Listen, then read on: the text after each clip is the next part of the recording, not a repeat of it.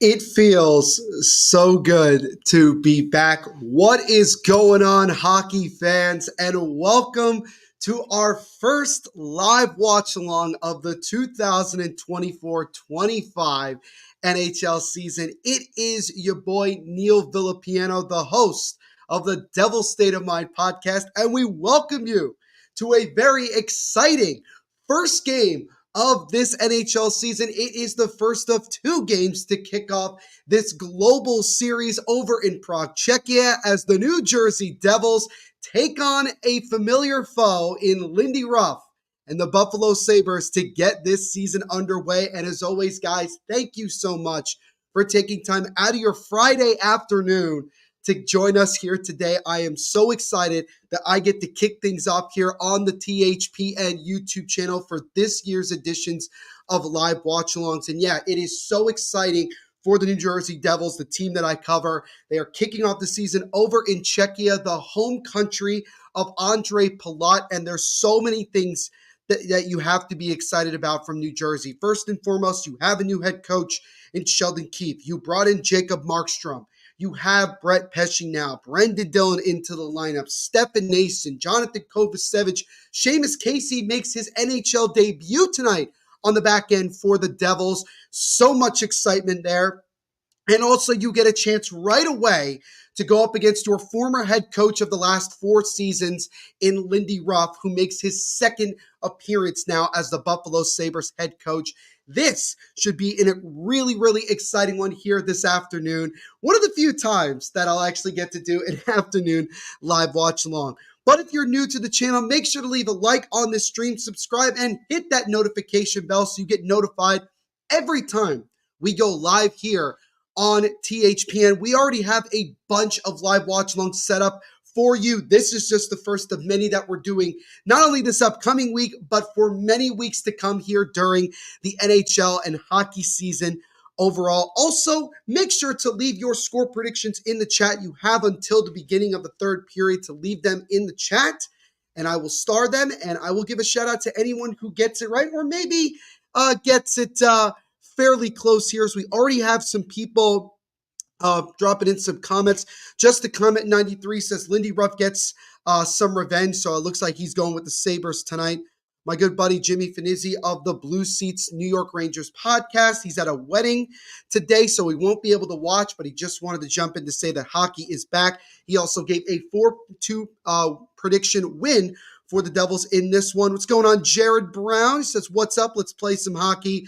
And of course, RJ, our great NHL game schedule updater, does a great job giving us updates throughout the league during our games. He says, hit those likes and subscribe. And my good buddy from across the pond, Gaza, is checking in. And I know for Gaza, he actually can watch this game. It's not too late over in England right now. So luckily for you, you get to watch this one. He says, let's hope the New Jersey Donkeys beat the Buffalo Snakes. Oh, I meant the Buffalo Sabres. Gaza's a diehard New York Rangers fan. He's going with a 4-3 Devils win in overtime. So again, make sure to leave your score predictions in the chat. For me today, I'm going to go with the Devils winning this one 4-2. I think it's going to be fairly close throughout both teams. That's their first game of the year. They want to come out. It might be a little bit tight early on in this game, but I think overall the Devils' power is going to take over here, and they're going to find a way to win this one tonight. So I'm really, or today, wherever you're listening or checking out this live stream, whether you're here in New Jersey and it's 1:05 in the afternoon, or you're over in Prague, Czechia, with it being, I think, 6 or 7 p.m. local time over there. But yeah, I am so excited to be kicking this off here. I just posted a new episode of the Devil State of My podcast. Make sure to go like and subscribe on YouTube if you haven't already. I did a quick season preview to really kind of get things going here. And I can't tell you again, I know I keep repeating myself, but I'm so very excited to be the first one to kind of get this underway this year. I know we did a couple of preseason games, but this is the first one that truly counts. And I cannot wait for this to get underway. Lot of storylines, as I mentioned before, in this one. And I thank you all already. We got 24 people in the chat right now, so I appreciate it so far. Appreciate all of you taking some time out of your day to hang out with me here this afternoon. Jared says, what up? I don't know what the Bruins are going to do with Jeremy Swayman. Yeah, Jared Brown's a big Boston Bruins fan. Yeah, a lot of uncertainty there with Jeremy Swayman and the Boston Bruins. It's a lot of he said, she said type of situation going over there in Massachusetts. And I think overall, in the near future, a contract gets done. I just don't know where the money, in terms of the amount of money that Swayman will be making per year. I think that's going to be the real big, interesting storyline overall with that. So, and let me know what you guys think of the whole Jeremy Swayman situation as well. Would love to interact with you guys all the time and here in this chat. And again, if you are new, the way that I normally do this is it'll be kind of like a radio broadcast in a way where I'll be doing play-by-play for you. I can't legally show the game, otherwise YouTube will take off this stream. But I will do my best to give you guys the best play-by-play that I can. And as always, again, appreciate everybody hanging out with us. Goaltending matchup for today, Jacob Markstrom makes his New Jersey Devils debut. He will be between the pipes for the Devils, while Ukko-Pekka Luukkonen, who continues to have one of the best names in hockey, will be in net for the Buffalo Sabres here in this one. The guys are confirming it is just after 7 p.m. over in Czechia, and it's also just past 6 p.m. where Gaza is over in England. Jared's got the Devils winning 3-1. So far, we have 4 predictions, including mine, for the Devils to win tonight. And we do have one back earlier, about a half hour ago, from Just Comment 93, who says the Sabres are going to win. Didn't leave a score prediction, but nonetheless. But again, leave your comments and leave your thoughts in the description here. I also have tea today. I need it. Like, normally I drink a glass of my family's homemade wine during these live watch longs, but it's 1 o'clock in the afternoon. I don't, and I'm going to be traveling after this game. So I don't think I should be doing that right now. I know it's just one glass, but still, I have tea, I have water, and I have orange juice. So I have plenty of fluids to get me through here this afternoon. But I can't tell you again how just pumped up I am as someone who covers the Devils. It's just so exciting. There's so many things going on here. And you look at the Devils, couple of key dates again, Global Series today and tomorrow morning at 10 a.m. The Devils and Sabres will play the second one.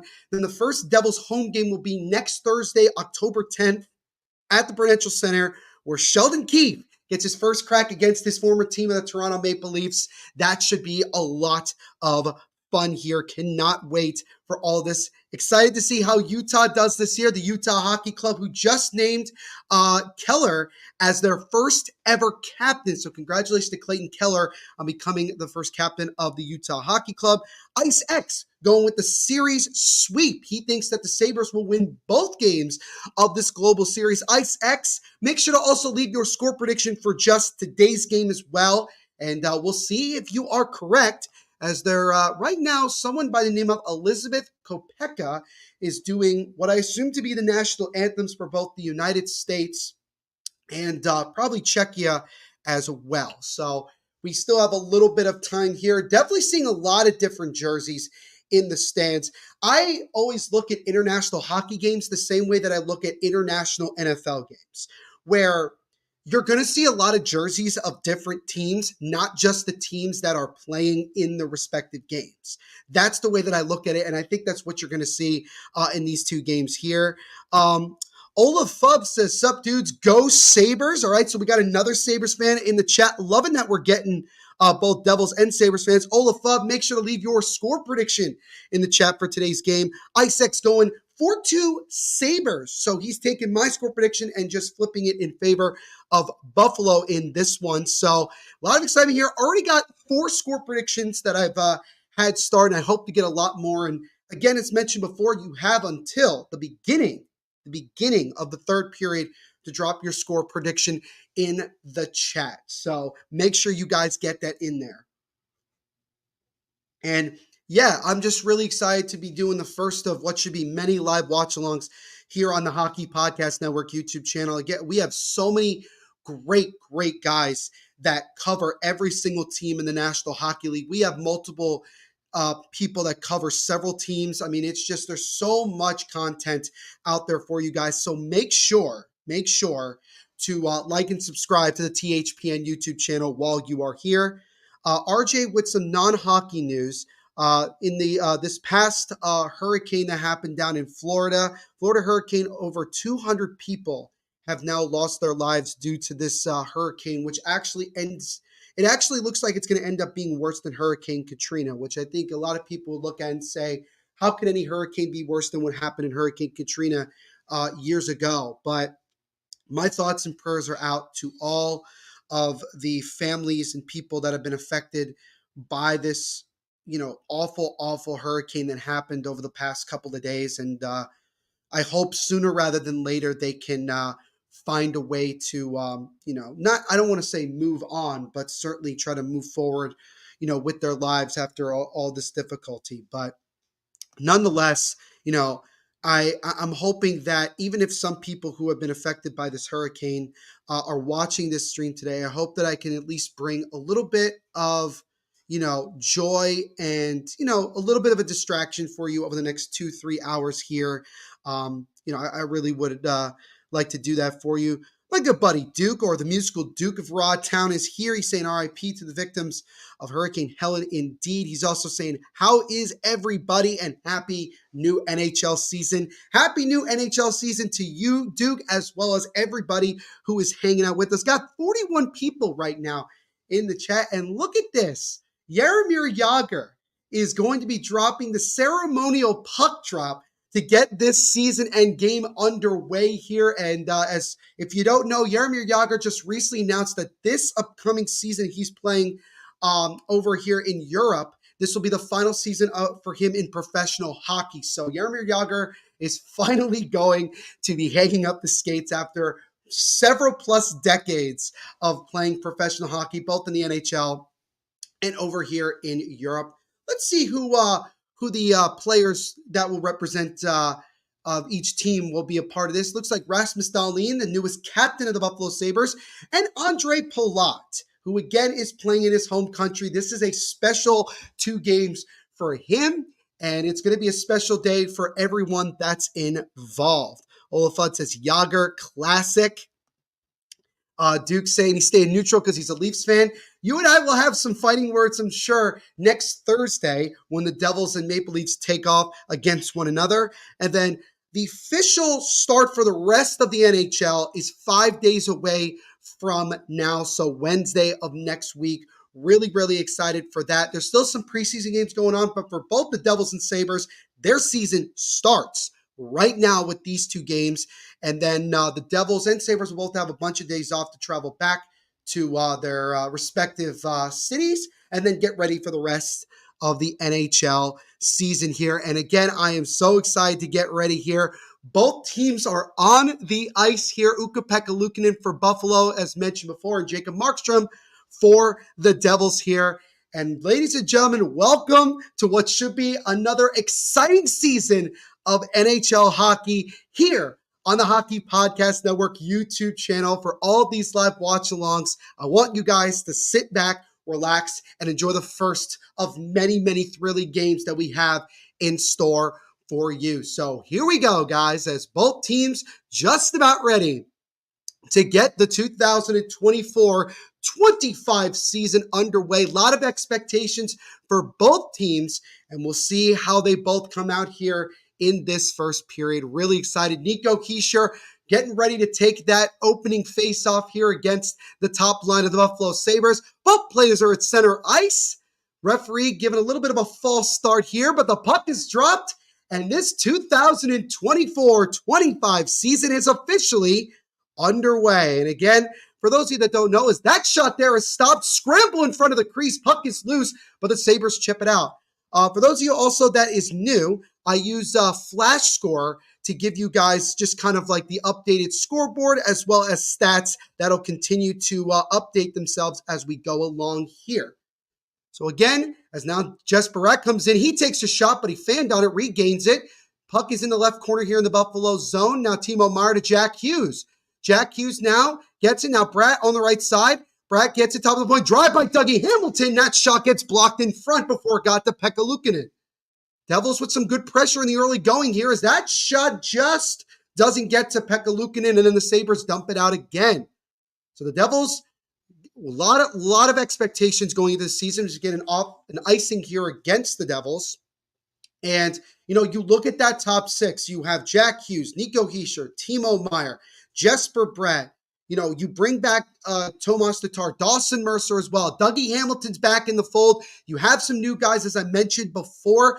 Brett Pesce is the only of the big new guys that is not with the team. He's still recovering from off-season surgery, but it sounds like that the expectations are that he will be ready for opening night. You can't say the same about Luke Hughes, as that shot there from Peterka is stopped and covered by Markstrom, and we'll get a face-off here. But Luke Hughes is still out the next 5 to 6 weeks with a shoulder injury, so it looks like he'll be back probably in the early goings of November. Lindy Ruff, the head coach of the Buffalo Sabres, his second go-around with the Buffalo Sabres after the last 4+ years as the head coach of the New Jersey Devils. And I'm sure that there's a little bit of extra motivation for Lindy Ruff going up against his former team in these first 2 games. RJ with a couple of just other games. All of these are preseason games going on. Rangers and Islanders, Senators and Red Wings, as that shot there is stopped. Puck comes out in front, but it didn't get the Markstrom. And now that puck comes out of the zone. You have Tampa Bay and Carolina, Columbus, Pittsburgh, Minnesota, Chicago, Winnipeg, Calgary, Anaheim, San Jose, and Edmonton, Nashville. And for a lot of these teams, I think this is pretty much the last preseason game for everybody. We have a delayed penalty here coming up against the New Jersey Devils. So now 6-on-5 for now as the Sabres pulled their goaltender until the Devils touch up. Puck is still loose. Both teams whacking at it, but we get a touch up. And less than 2 minutes in, the Sabres will get their first crack on the power play this season. We'll see what the call is, who is guilty of this one. And it's Eric Haula who will be going to the box for the Devils. 2-minute slashing calls. He slashed a little bit there on Tage Thompson. So the Sabres with an early opportunity here on the man advantage to try to get the game's first goal. And so I'm sure for Eric Haula, not the way you want to start. Face-off one here by the Devils, and Dawson Mercer will dump it. Mercer now on a new 3-year contract that he signed just after the first day of training camp. He was the only RFA left for the Devils, and he is now locked down for the next couple of years, and I'm sure the Devils are thrilled to keep him around. As that puck comes out in front, and Mercer again clears it for the Devils here, just 30 seconds into the Sabres power play. Rasmus Dahlin, the newest captain of the Buffalo Sabres, walks it up here center ice, gets into the Devils zone, and he'll dump it around the boards here over to Peterka, just out of its reach. As now Siegenthaler with a good hit there on Quinn. But the Sabres keep it in as Dahlin gets around a defender, feeds over to Tuck. And that puck, as he tried to pass to Thompson, hits off a skate. It goes back into the Buffalo zone here. With a minute to go on the Sabres power play, just a little under 3 minutes into this one here. The first of the 2 games of the Global Series here in Prague, Czechia, between the Devils and Sabres to kick off this NHL season. As now the Devils with some good pressure here to get the puck again out of their zone, and the Sabres will go back and restart again with 40 seconds to go on the man advantage. As now Cousins drops it off now to his defensive partner over the right side to Bowen Byram, as now Byram gets ready to begin his first full season as a member of the Buffalo Sabres after he was traded from Colorado for Casey Middlestat at the trade deadline of last year. Owen Power over now to the left side to Bowen Byram. Byram drops it off now to Benson.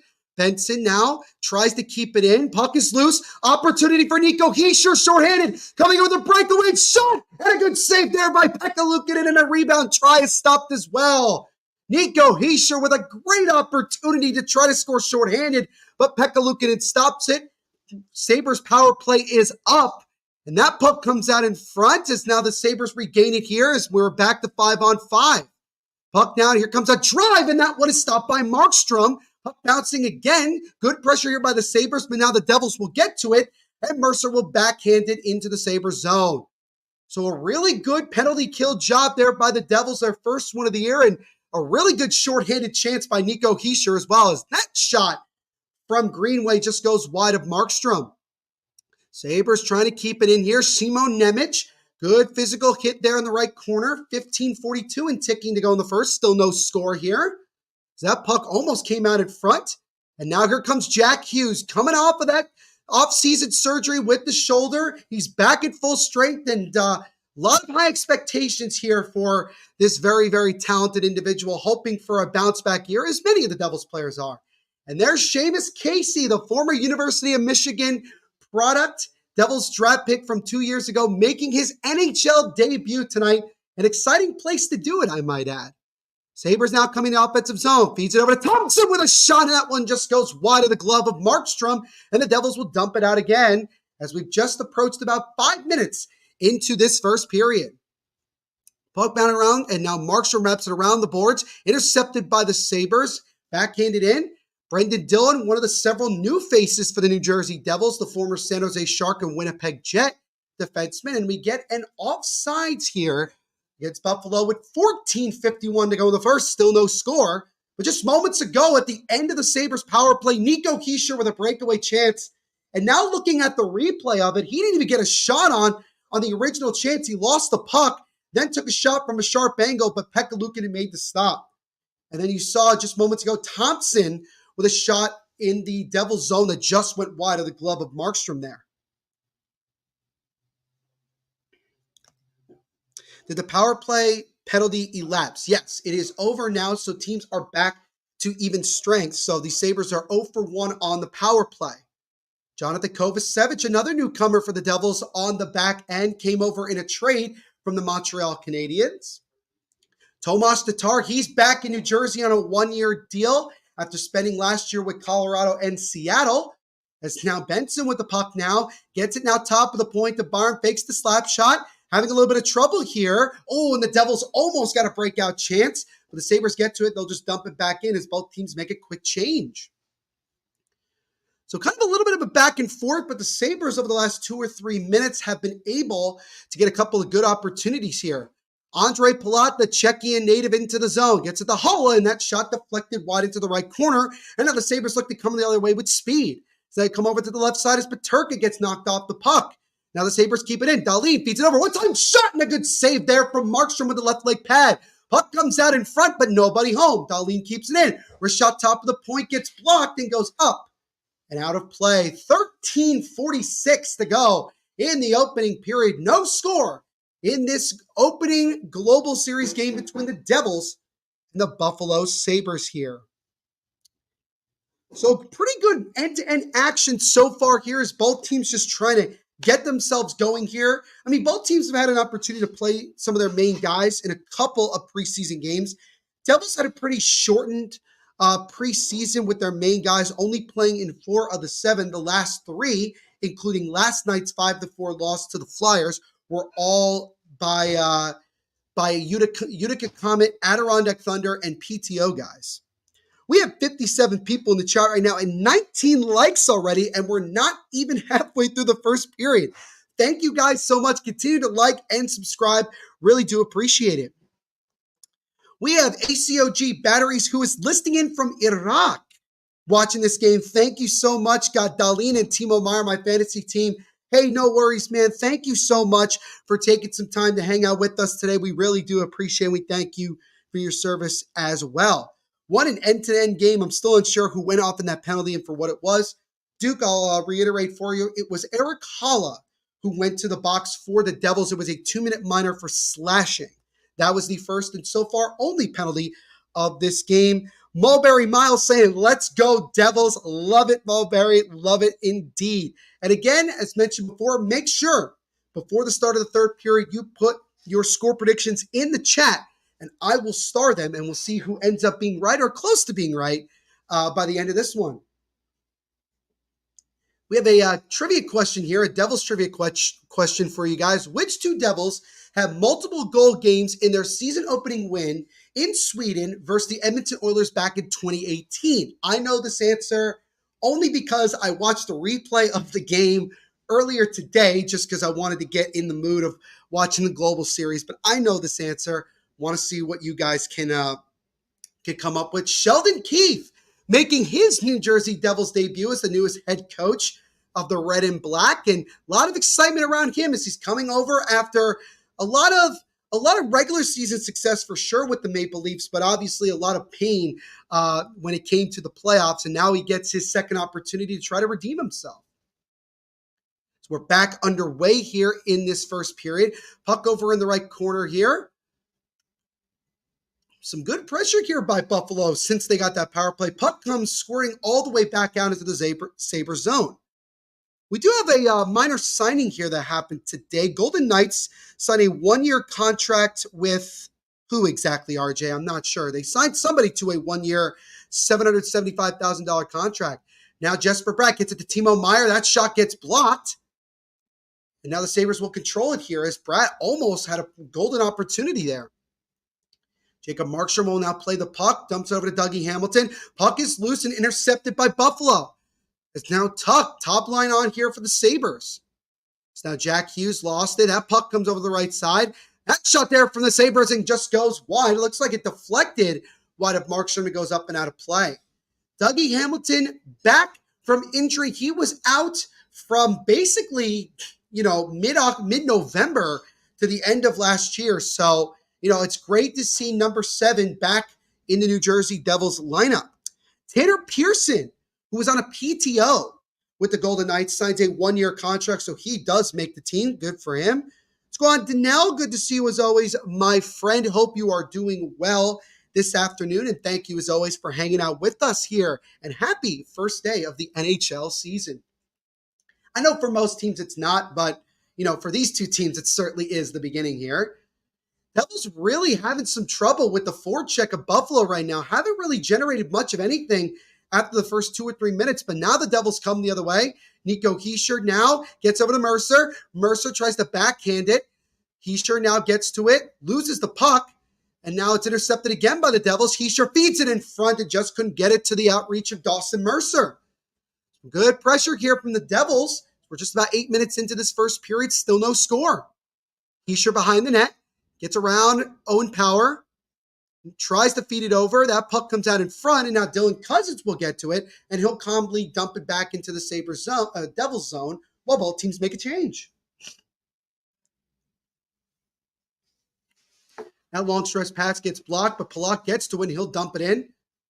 Stefan Nason beginning his second go-around with the New Jersey Devils. Holla now gets it, feeds, and that shot is stopped. Rebound try by Nason is also fought off. Good opportunity there from New Jersey, but Pekka Luukkonen shuts the door again.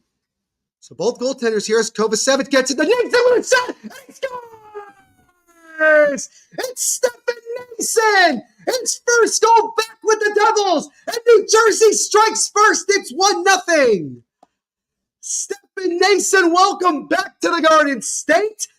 As mentioned before, his second go-around with New Jersey after the last handful of years with the Carolina Hurricanes. And a great takeaway there by Jonathan Kovacevic. Fed it in front to a wide-open Stefan Nason, and he goes top shelf over the right shoulder of Pekka Luukkonen. And New Jersey has their first goal of the season, and the first goal of this one here to open up the year. Really great shot by Stefan Nason, and Jonathan Kovacevic with his first point as New Jersey Devil. And, ladies and gentlemen, we have some breaking news. We have a special guest joining us for the rest of this game, I hope, or at least for a period. It is with great pleasure we welcome on my man, Kyle Manifold. Kyle, what is going on? You just missed the game's first goal. I'm sure I just saw it. For me blowing your ears out already. No, I just saw it, and the rest of the game is going to be a bit of a stretch. Not going to lie. Rest of the game's gonna be, that's what I'm saying. I said maybe for a period. That's what I said. But so good to see you, Kyle. Thank you so much for hanging out with us. Yeah, I see Kovacevic scored. Who got the goal? It was Stefan Nason who scored it top shelf. Jonathan Kovacevic with the lone assist on that one. Beauty. Yeah, okay. I'm seeing the replay now.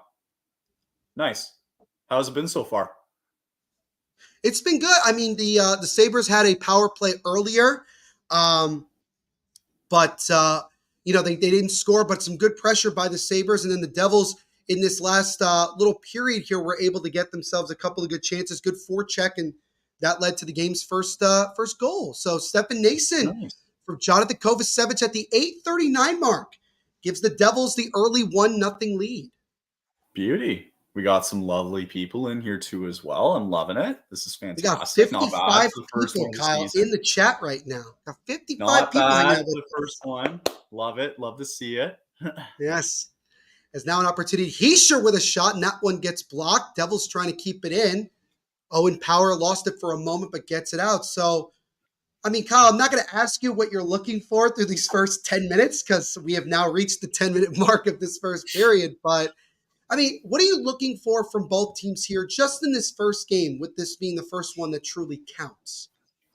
Well, being a Flames fan, I want to watch Markstrom a little bit and see how he's doing.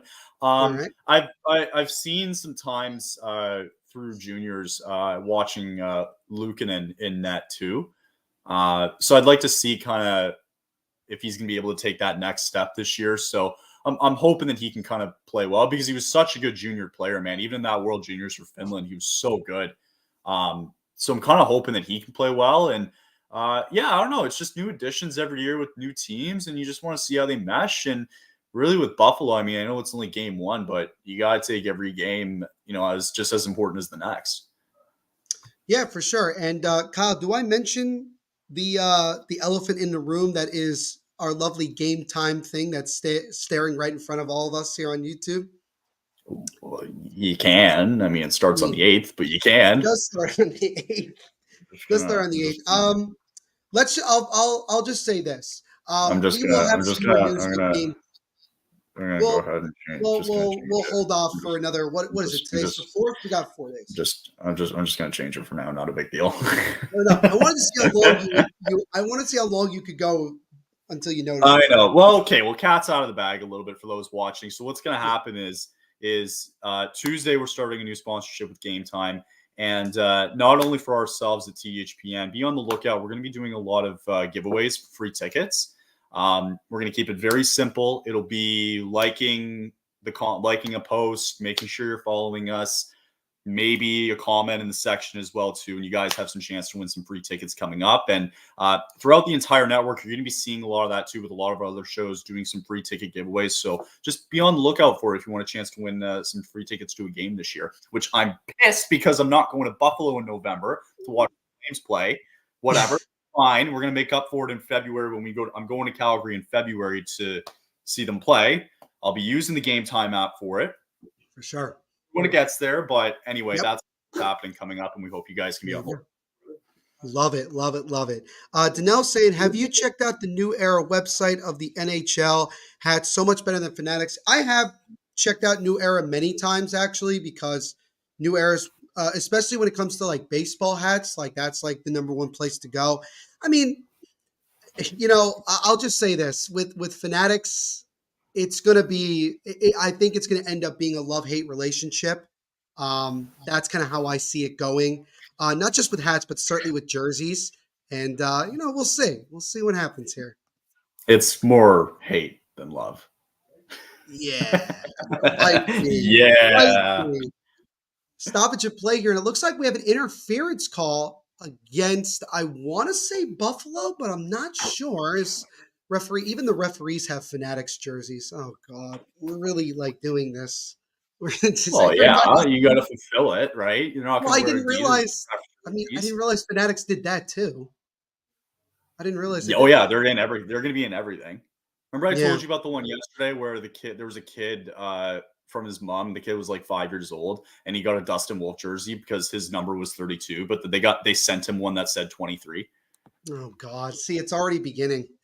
It's already beginning. It's going to get wood. There's going to be something that happens this year with it that's going to break the internet. Oh, for sure. For sure. Devils are on the power play right now after an interference call against Rasmus Dahlin, the newest captain of the Sabres, as now Dougie Hamilton gets it over to Jesper Bratt, top of the point now to Hamilton again. Hamilton right side over to Bratt, right faceoff dot. Bratt comes in, feeds it over now to Jack Hughes. Hughes lost the puck for a moment, tries to regain it, gets it over to Bratt, feeds it in front to Hischier, can't get a piece on it, and the Sabres clear. Should also mention, Kyle, your thoughts on Rasmus Dahlin being the newest captain of the Sabres. I feel like I've said that like 10 times already today. Yeah, it's kind of nice that they have that identity now with that team a little bit, right? Like they have a true leader. He's been there for a while. He's kind of, I mean, he is the number 1 overall pick from a couple of years ago. And, it's a bit of a new era, and they need to show somebody needs to step up and be a leader on this team. And maybe it's him. We're going to find out. But yeah, I think it's kind of the right fit. It makes sense that he's captain. I don't really know who. I mean, I think the only other person I can maybe think of would be Tuck.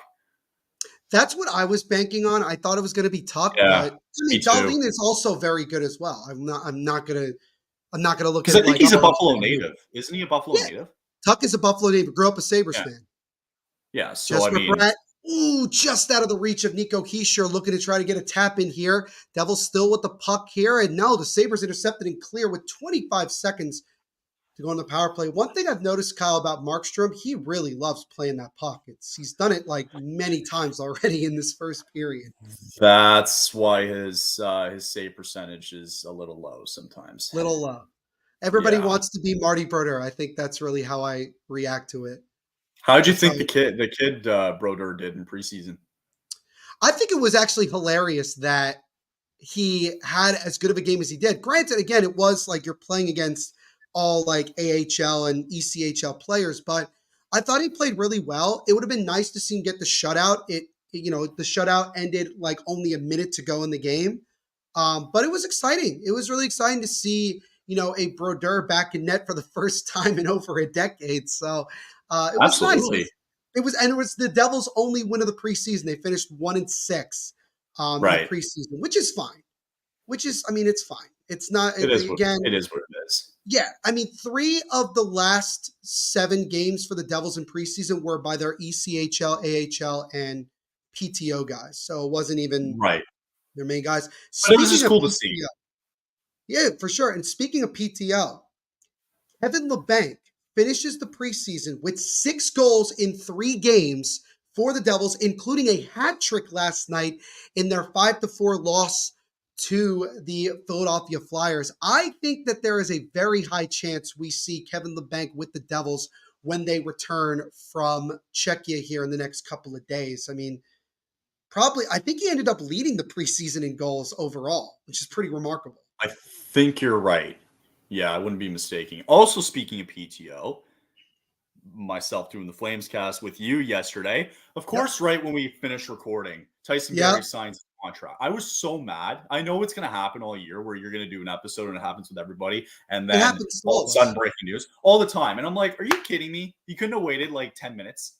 I did a podcast episode with, an NHL podcast, guys, the Checking From Behind guys. Literally a minute or two after I finished it, they had the Dawson Mercer news that he signed a 3-year. And I'm like, great. So now me talking about Dawson Mercer, will he get a contract or not, is pointless because he already got it. It totally is. Good opportunity just then for Jesper Bratt. Nice feed there from Jack Hughes. But again, Ukko-Pekka Luukkonen standing strong despite giving up 1 goal so far. 5:31 to go in the first. Still 1-0 Devils. Don't mind me. I'm also working at the same time. He's also working, everybody. He's a working man. We've had a busy morning, man. I've been up since 6. Oh, I know, because I saw that when the stream was first posted, it was like 6:30 in the morning. Yeah, I've been up since 6 doing this. Mind you, he was up like well late into the night because he was on the Kings Royalty podcast talking with the LA Kings guys about the Calgary Flames as well. How did that go, by the way? Honestly, it was a lot of fun. Yeah, it was good. It was very they do a great job, in terms of asking questions and conducting the entire interview. It was really great. I'm excited. Got a lot. I had some people that kind of ask myself too going forward, and you've been asked as well too for doing interviews. But I got asked 2 days ago to appear on the Rod Peterson show coming up. Nice. I don't think I told you about that, did I? No, this is news to me. Yeah. Okay, well that was recent. So I'm excited for that just because we can finally put this a little bit on a platform now and get some reputation out there. Oh yeah. By the way, Danelle asks, have either of you guys seen the new Fanatics jerseys yet? I mean, I've seen them throughout training camp and obviously the preseason. They don't look much different. I was just going to say that. They don't look much different from the Adidas jersey, which actually is kind of a good thing because the only thing that's different is the practice jerseys, and I'm not really a fan of how they look personally. That's the way that I look at it. So, yeah, I don't think even I was gonna say like they don't look much different even from like the Adidas jerseys. yeah. Like they look pretty much the same. I don't think it's really anything different. Yeah. I'm also just looking in at our schedule for next week. Yeah. Can't really do that Saturday game for the Flames. So we got you tomorrow for Global Series. We got 3 games, I think, coming up. What is it? Yeah, we got 3 games in the span of 2 days. So one on you'll see one on opening night. We got 2 the following night. And then I think we have 1 on the Friday next week. Yeah. So we got 4 games next week we got going. And after that, it's like pretty consistent. And it's going to be pretty consistent. And you're probably going to get a bunch of new people that you guys are going to check out here on the channel as well. So make sure you guys give them some love as that puck comes out in front, and a good save there from Markstrom, and he'll cover. But yeah, no, I'm like I said before you jumped on, Kyle, I'm just really excited to, get these live watch alongs underway with this one today. It's really, really exciting. And, I'm really happy that we're back for another exciting season here. Gonna be good, man. I can't wait. I kind of hope. Go ahead. I was just going to say, just so that people don't get confused, the only reason it says first period 5 is that it's going from 20 down to 1. So, like, I don't want people to get confused here as saying, like, there's only 5 minutes into the period. Yeah, that's how it normally goes. Well, the last time I did a stream, it did it the other way. I don't know why. Maybe I accidentally pressed something. I don't know what happened. So I'm just. That's why I recommend using the Yahoo one. Remember we started using. Well, I was thinking during the first intermission, I may flip over to the Yahoo scoreboard and just use. I love the Yahoo one. Yahoo one's great. I've seen it. It's very clean. It's very clean setup. Yeah, very clean. That one's gonna be much better. Yeah, Devils come back into the offensive zone. Mercer tries to feed it in front. Devils keeping it in. Kovacevic with a shot and he scores! Jonathan Kovacevic through a screen gets his first goal as a Devil, and the Devils have doubled up the lead. It's now 2-0 New Jersey. Thank you, Montreal. So an assist and now a goal for the former Montreal Canadian in his first game as a Devil. I don't think anybody had Jonathan Kovacevic's 2-point game on their bingo card. He didn't see it. He had no idea where that was. What a shot from Kovacevic. Wow. I think it might have gotten deflected. It looked like it might have changed direction in front. It looked like it did because that went right in the top corner there at the last second, I think. Oh, yeah. Jonathan Kovacevic, Kyle, he had 6 goals, 7 assists last year for 13 points. I think it's safe to say he's already on pace to break his stats from last year. It did get tipped, but that's brutal on Luukkonen because it's like he had a full view of it. He didn't even get screened. I think Tuck might have deflected that as that puck comes out in front, and a great save there from Markstrom on Cousins, and he'll cover. That puck came right out in front, but Markstrom makes the save. Sorry, I'm just typing and speaking out loud. Yeah, again, Jonathan Kovacevic, and again, Kyle, that was another case of Markstrom decided to play the puck, turned it over, and nearly gave up a goal. So I'm starting to notice that this man really, really has an issue with not playing the puck. He has an addiction. Welcome to the Jacob Markstrom era.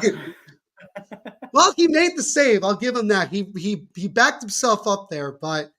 Good. Wow, Jonathan Kovacevic, a goal and an assist to kick things off this season. That's, again, not what I expected in this one so far, I would say. On the bingo card. Well, that's going to be my thing this year. The thing is to say it wasn't on my bingo card that was the case. But Devils' fourth line on right now, a.k.a. they call it the meat line of Nate Bastian, Paul Cotter, and who's the other one? And Curtis Lazar. So that's going to be called the meat line for this season. That's a stupid name line. Yeah, well, there's not much else we could go with. It's all about being physical, and I guess that's the best that they could come up with. Let's get physical. Okay, maybe not that. Maybe not that song. Maybe not. That shot there from the Sabres is stopped by the right leg pad of Markstrom. As now the Sabres with some good pressure here. Feeds it in front, nobody home. 3 minutes to go in the first period. 2-0 Devils. As that shot there is stopped. Rebound try, and somehow that didn't go through. Oh, I don't know how the Sabres did not score there. Markstrom was out of position. And we have a penalty coming up here, and it looks like it's going to be against the Sabres. So things going from bad to worse here for Buffalo, as now the Devils will just go skating 6-on-5 here until the Sabres touch up. Oh, how do you not bury that? I don't know how on earth. I think he shot it right into Markstrom. I think that shot. I think so, but man, you got to bury that. I mean, that's awful. 3/4 of the net was wide open. That's awful. So the Devils going back to the power play here with 2:23 to go in the first and already up 2-0. Kyle, you're the Sabres here. You know, things are slipping away very quickly here in the opening frame. Yeah, it's first period, first game of the year. How on earth is Abe Kubel? Oh, wait a minute. Markstrom made the save. He did? On Abe Kubel, Markstrom made the diving stick save. Oh, my goodness. So we got robbed. No wonder he didn't score. Okay, now Abe Kubel is not being. I'm not going to criticize him now. It's not his fault. He got robbed. I mean, you still can. He could. He could have lifted the puck. But did make the save. What a save by Jacob Markstrom! Wow, unbelievable. That's early save of the year candidate for sure. Wow. Sabres win the faceoff here, dump it out. Devils power play 0 for 1 so far. They had one shot on the first one. Good pressure. And Markstrom again with a tricky playing of the puck, but luckily Casey was there to back him up. I'm going to have a heart attack this game. He's giving me a heart attack. What do you make Sheldon Keefe initially here, first period? There's a lot of speed. Is what I'm getting at. This is a fast team. And I mean, granted, they've always been kind of a fast team, but with Lindy Ruff, I felt like that they weren't as fast as I think they should have been. But now watching what Sheldon Keefe wants this Devils team to be, I think you're seeing a team that is predicated on, being good on the forecheck, speed, taking the puck to the net as much as possible. And that includes even the fourth line, because we have to remember the goals so far in this game have come from the Devils' second pairing defensive group and their third line.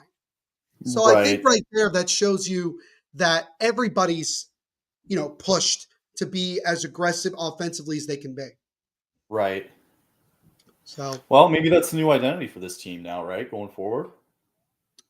I'm not going to complain. And I already saw Sheldon. And there's Jeremy Colleton. He's the other new coach for the Devils. He's the assistant coach under Sheldon Keefe. Other than that, the Devils kept the same staff that they've had for the last couple of years when Lindy Ruff was there, which I guess Sheldon Keefe just felt comfortable with the guys that have already been there. I mean, if he trusts them, then, good on them. It's now Jack Hughes with a shot. That one gets stopped. Opportunity there for Brett.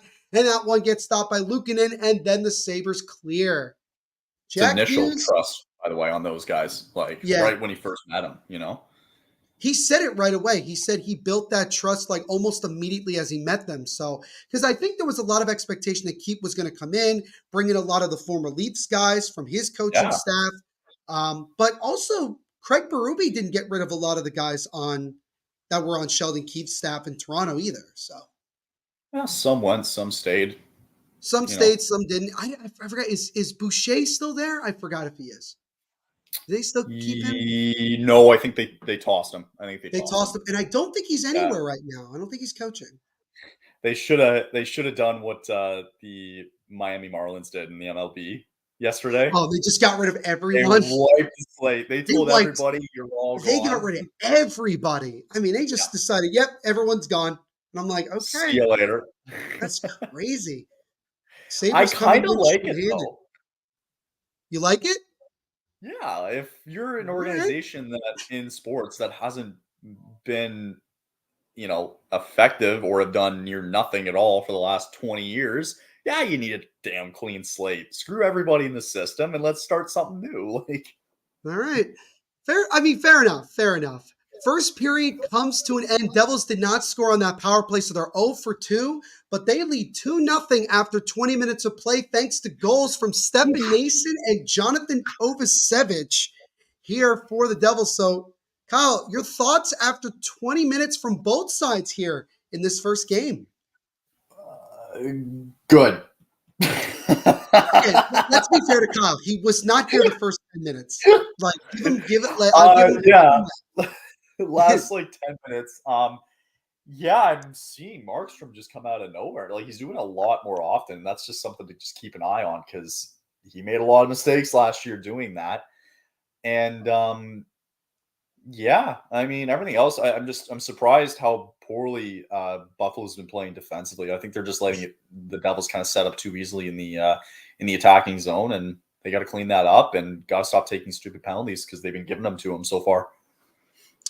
And I think for the Devils, it's exciting to see what you would call unlikely guys finding the back of the net. Like I mentioned, Stefan Nason gets the game's first goal. Jonathan Kovacevic, who got the lone assist on the Nason goal, also gets one, which was a great shot, mind you, by Kovacevic. And, the Devils are kind of going right to their identity, being fast, being a bit physical as well. I saw earlier Siegenthaler, Dougie Hamilton taking the body on people. I think overall they want to be a team that just is tougher to face off against on a night-to-night basis. And they're showing that here in the first 20 minutes, and we'll see if they can continue that here moving forward. And I think overall, if you're New Jersey, you got to be happy with how things have gone. But you got to stick with it here. A lot of hockey left to play, and you got to just keep attacking here. And if you're Lindy Ruff, unfortunately, you've seen this type of offense one too many times over the last couple of years.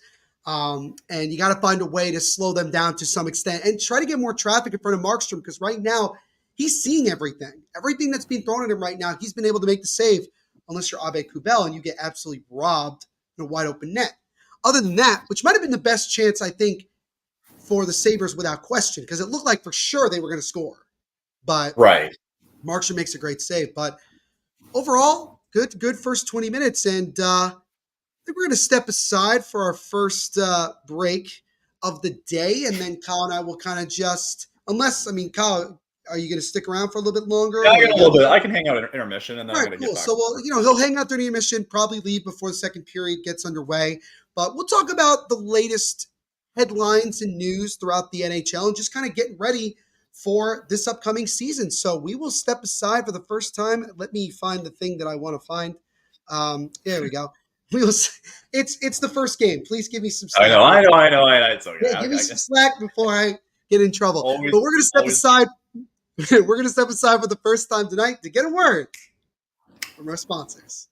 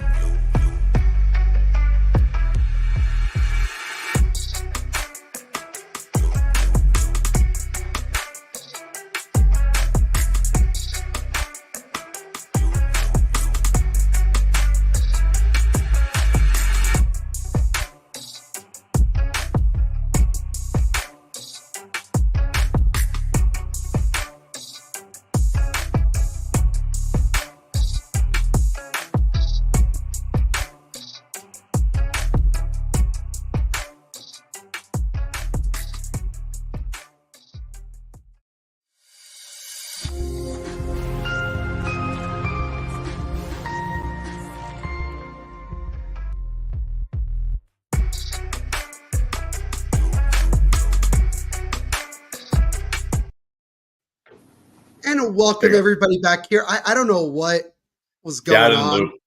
Yeah, fair enough. Sorry about that. But welcome everybody here to our first intermission report of our game. The first game of these two Global Series games to kick off the season between the New Jersey Devils and Buffalo Sabres. And after 20 minutes of play, it is the New Jersey Devils out in front thanks to goals from Stefan Nason and Jonathan Kovacevic to get it going here. And Devils really, as we talked about before we went to break, Kyle, kind of all systems go, really. They really have established their identity, really good opportunities in the offensive zone. They cashed in on some takeaways on the forecheck. And despite Markstrom turning over the puck, I think I counted 4 or 5 times while playing the puck, he's looked strong in net, making a couple of big-time saves.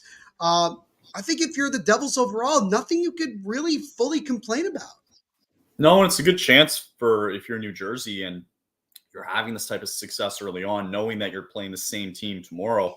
It's a good chance to get 4 points here. If anything, 3. It's a good chance to just get a good jump on in the season. And I think Sheldon Keefe and the crew recognize that. And it's important to get Markstrom probably comfortable and ready to go. And it's a good environment to get it done in. Right, you're halfway across the world and nothing else really around you, man. You gotta feast when you can, and they're doing that so far.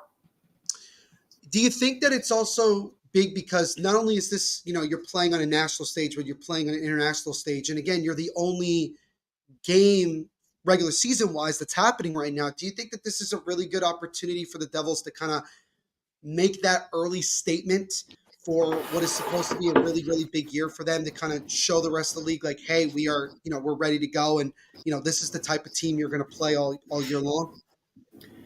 Yeah, you got to take it with a grain of salt, though, right? Like, you're 1-2 games into the year, right? And so will everybody else, right? We saw it last year with Arizona, with Anaheim, where they got off to really hot starts and then they finished exactly where they were supposed to be, right? So it's early. You want to win these games early on, though, so I get it. I think it's just a matter of just kind of putting yourself in that position, right? Nobody's really making any sort of it. You shouldn't have that mindset where you're not making any of these massive statements early on in the season. You just want to be able to put yourself in a position going into December, going into January, where you're like, okay, I don't have to play catch up here. I'm in the spot that where we should be, and now we can really jump on this and finish where we want to be by the end of the season.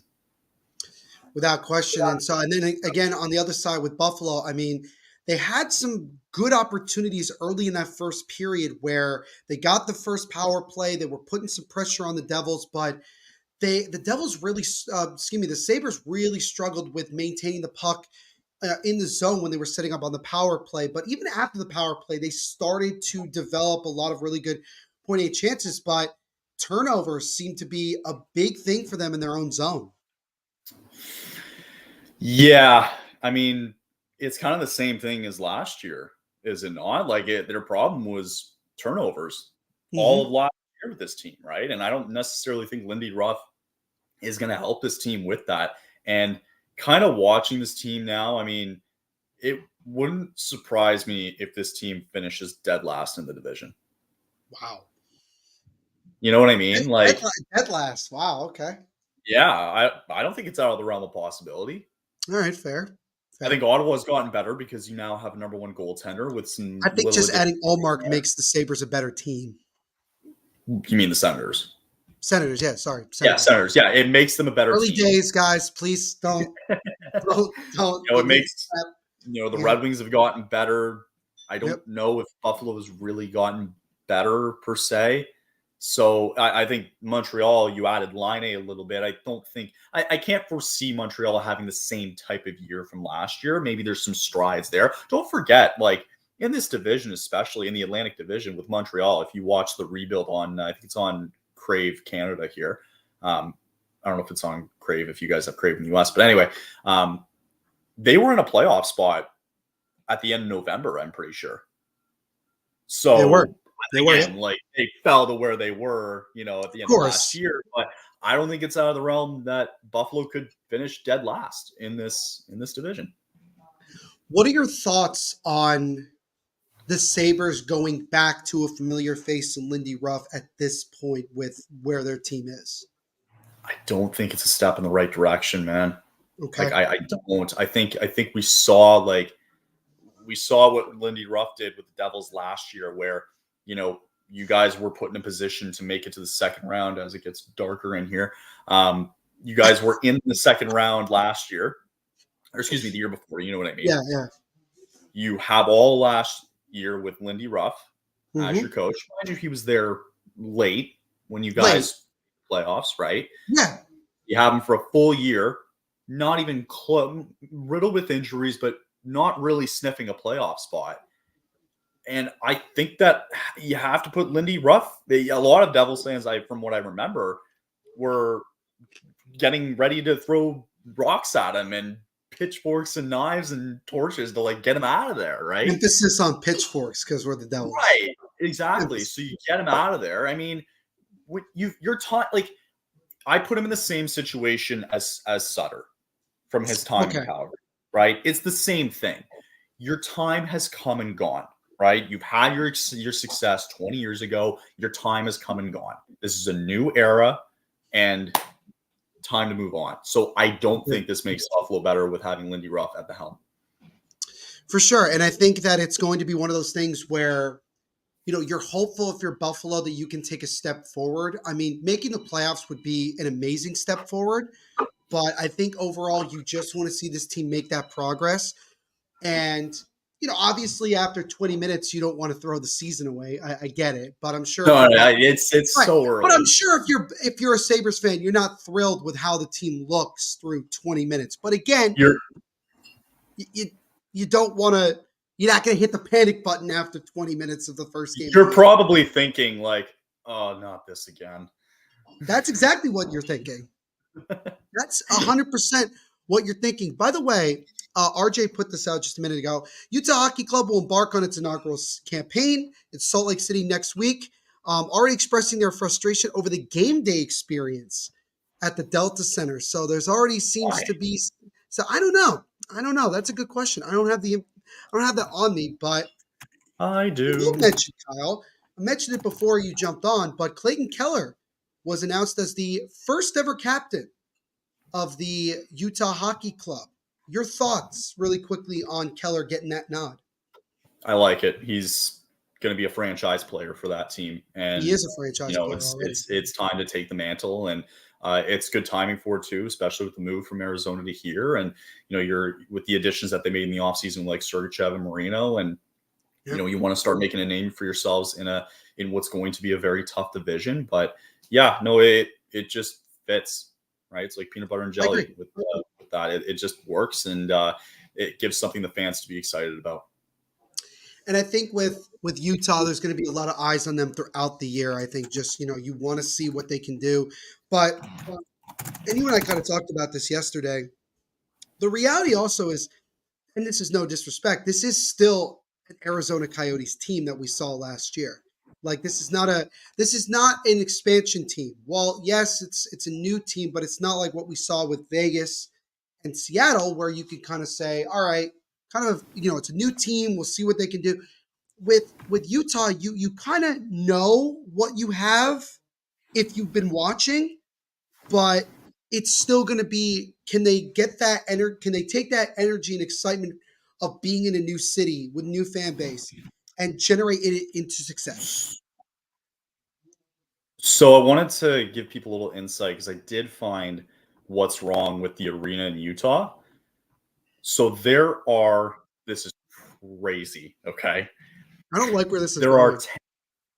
There are 10,000 regular seats in the arena, but an additional 6,000 are said to be partial view seats of the entire ice surface. Oh, okay. There are 6,000 seats in that arena that you cannot see the full ice.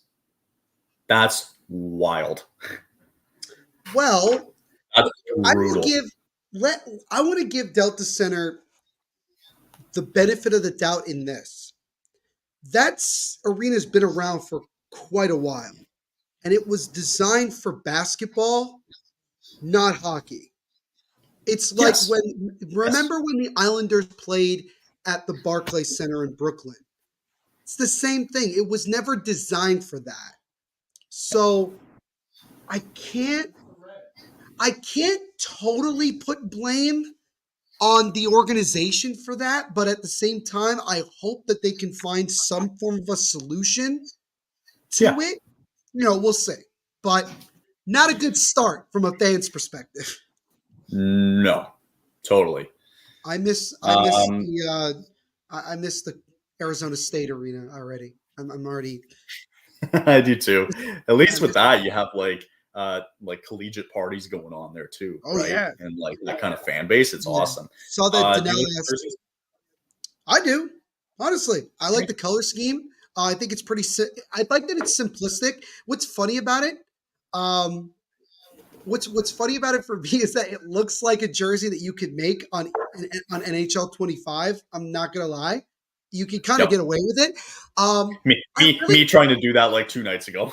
Yeah, right, exactly. Like this is literally like what you can make. But overall, I like the color scheme. I like the design. I think the black jersey looks really good. I like what they're going for with that. So overall, I like it a lot. Beauty. So your thoughts? Yeah, it's clean. It's a new look. I like the colors. Colors are really nice. Yeah. So can't wait to see what the logo looks like next season. Jared asking you, are you as a Flames fan, are you excited for Elias Lindholm on the Bruins? Who cares? Who cares? It's just like when he went to Vancouver. Who cares? Who cares? Actually, yeah, I am excited because maybe we'll get some more picks and prospects out of Elias Lindholm trade. Is there still has that? No, but the tree is finished, right?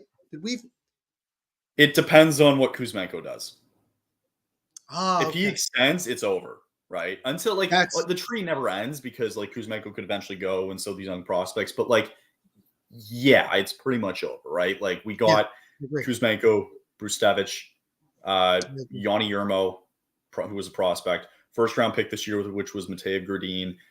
You got who else was there? We traded one pick in that, the 4th round pick, for 2 picks, which turned into Henry Muse and Eric Jameson. So I think 6 guys in total. Yeah. So thank you. Yeah, so we'll see. We'll see how it goes. Second period is about to get underway. Kyle, do you need to split, or you want to stay a little bit longer? What's up with? Yeah, I'm getting bombarded. I gotta message people and all that. Remember, guys, in case you don't remember, Kyle's also the THPN manager. He gets bombarded with things on a daily basis. And Kyle, we just appreciate you hanging out with us for a little bit here, and we look forward to seeing you again many more times here on the YouTube channel throughout the season. I will be live Wednesday night coming up for season opener for the Flames, and talking with Peter from Sticks in the Six Leafs podcast. Might be doing Thursday's opener for the Leafs. I don't know if it's an opener for the Leafs, but they are in New Jersey on Thursday night. And that's going to be a big one. That's going to be a fun one for sure. Yeah. But Kyle, again, thank you so much for hanging out with us today, man. We appreciate it. And thank you again. Have fun, guys. Later. So second period is underway here in Prague, Czechia. Again, Devils up 2-0 here over the right side to Dougie Hamilton with a shot, and that gets fought off by Pekka Luukkonen. Dylan with a drive that also gets blocked to the right side. Dawson Mercer keeping it in here, tries to feed it in front. Puck gets checked away. Now Nico Hischier tries to settle it down for New Jersey, but Tage Thompson will control it for Buffalo, and he'll flip it out of the zone. Thoughts on the St. Louis Blues? I know, John, good question. I don't know what to make of them, honestly. This is a team that I think is a borderline playoff team. I think it's possible that they could do well. I'm hoping that Jordan Kyrou has, I expect him to actually have a pretty good year. Robert Thomas, I think, has become one of the most underrated players in the NHL. I think that he could be a guy that could be a bona fide superstar with the way that he plays. I think the question is going to be goaltending. Can Jordan Binnington actually, be productive? He was productive for a good period of time last year. Would like to see them in the playoffs again. And again, with Pavel Buchnevich, I expect 30, 35 goals from him this year for sure. But Jared's saying he's saving his Shane Doan Coyotes jersey. That's keeper for sure. Danelle talking about expansion.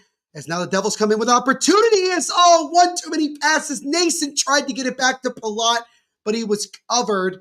And then Pekka Luukkonen covers it up. Oh, that was a great chance on a 2-on-1 for the Devils, looking to triple the lead, but they could not. As Nason looking like he should have tried to get at least his second goal of the game. But yeah, I would like to see the Coyotes come back. I feel like it's been a franchise that got screwed over a lot. As far as Atlanta, I mean, look, they need to get an ownership that actually wants to make it work in Atlanta. I think that's the problem the other two times with the Atlanta Flames and then the Thrashers. You have to have an ownership that actually wants it to work and not just there for, BS reasons. Got a Rangers fan in here, Noah Burno, as that puck is loose, as Markstrom once again tried to make a play, but luckily it didn't come back to bite him. Sabres now with a turnaround shot, that one stopped by Markstrom. Another opportunity just goes wide of Markstrom. Some good pressure here in the early going to the second period for Buffalo. Devils desperately got to get it out here. Losing the puck is Palat. Almost got a breakout chance. Sabres keeping it in again. Feeds it over. That shot gets blocked to the right side. Good pressure here again for Buffalo. But that puck comes out of the zone and the Sabres will have to retreat. I guess I could tell who Noah wants to win this game. And again, if you are just joining us, you have until the beginning of the second period to leave your score predictions in the chat. Even with there already being a score in this game, make sure to leave it in the comment section and I will start and we'll see if anybody gets it completely right and I'll give them a shout out. Jared says the Devils look good so far. Yeah, they've had some good moments, obviously scoring 2 goals. But they've also had some moments, especially with Markstrom, where they've, carelessly turned over the puck in their own zone, and they got to be careful. Now that puck dumped into the left corner here is Nate Bastian in the right side. Bastian fighting along with Rasmus Dahlin. Puck now over to the other side. Brendan Dillon keeps it in for the Devils. Dillon drops it now to Cotter. Cotter with a shot. That one gets stopped. Follow-up try there. Rebound try, and they score! And it's the captain, Nico Hischier, who buries it off a takeaway. And the Devils have gotten their third goal. It's now 3-0 New Jersey. So the Devils continuing to take advantage of the Sabres turnovers here. And Nico Hischier, who had a breakaway shorthanded earlier and didn't score, he gets it here as that puck came out in front. Bastian, kind of an accidental pass. I don't know if he tried to make a pass there, but Hischier coming off the bench and he snipes it past the sprawling Ukko-Pekka Luukkonen. And the Devils continuing to dominate here as they're now up 3-0 in this one. Noah says that that he will say that Markstrom looks good. He does look good so far, besides a lot of the turnovers, trying to play the puck. Duke says he came back. He just came back, and they scored. I don't want to say the game's over. Still, we're not even halfway through this game. A lot of hockey left here, but you got to feel good if you're the Devils. You just got to keep pushing here. You can't let the Sabres get back in this one. I guess now I understand, John, that you are a Blues fan. We actually do have a couple Blues fans that hang out with us in the chats throughout the season.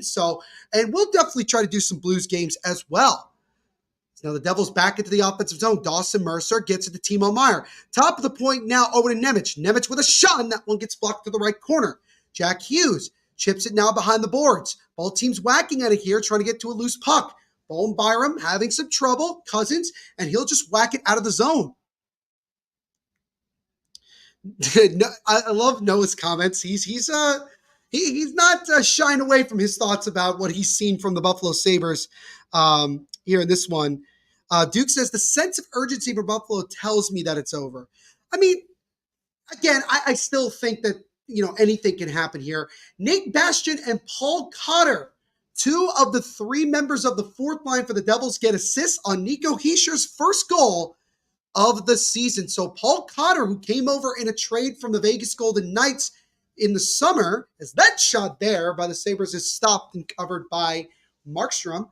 Cotter was one of the several new acquisitions, and he gets his first point as a Devil. So Devils' record last year with Hischier in the lineup, they were 34, 32, and 5. And then in the 11 games that he was not in the lineup, the Devils were 4-7-0. So clearly it shows the value that the Devils have when it comes to having Nico Hischier in the lineup. Tage Thompson, I would say Noah probably had like one solid chance, but other than that, has not looked good. And yeah, that first line of Buffalo, which ironically is coming on the ice right now for for the Sabres. Not much so far here.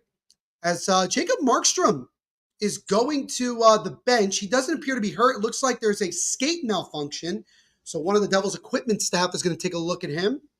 So we have a little bit of stoppage here with 14:51 to go in the second period. Now 3-0 Devils on the most recent goal not too long ago from Nico Hischier.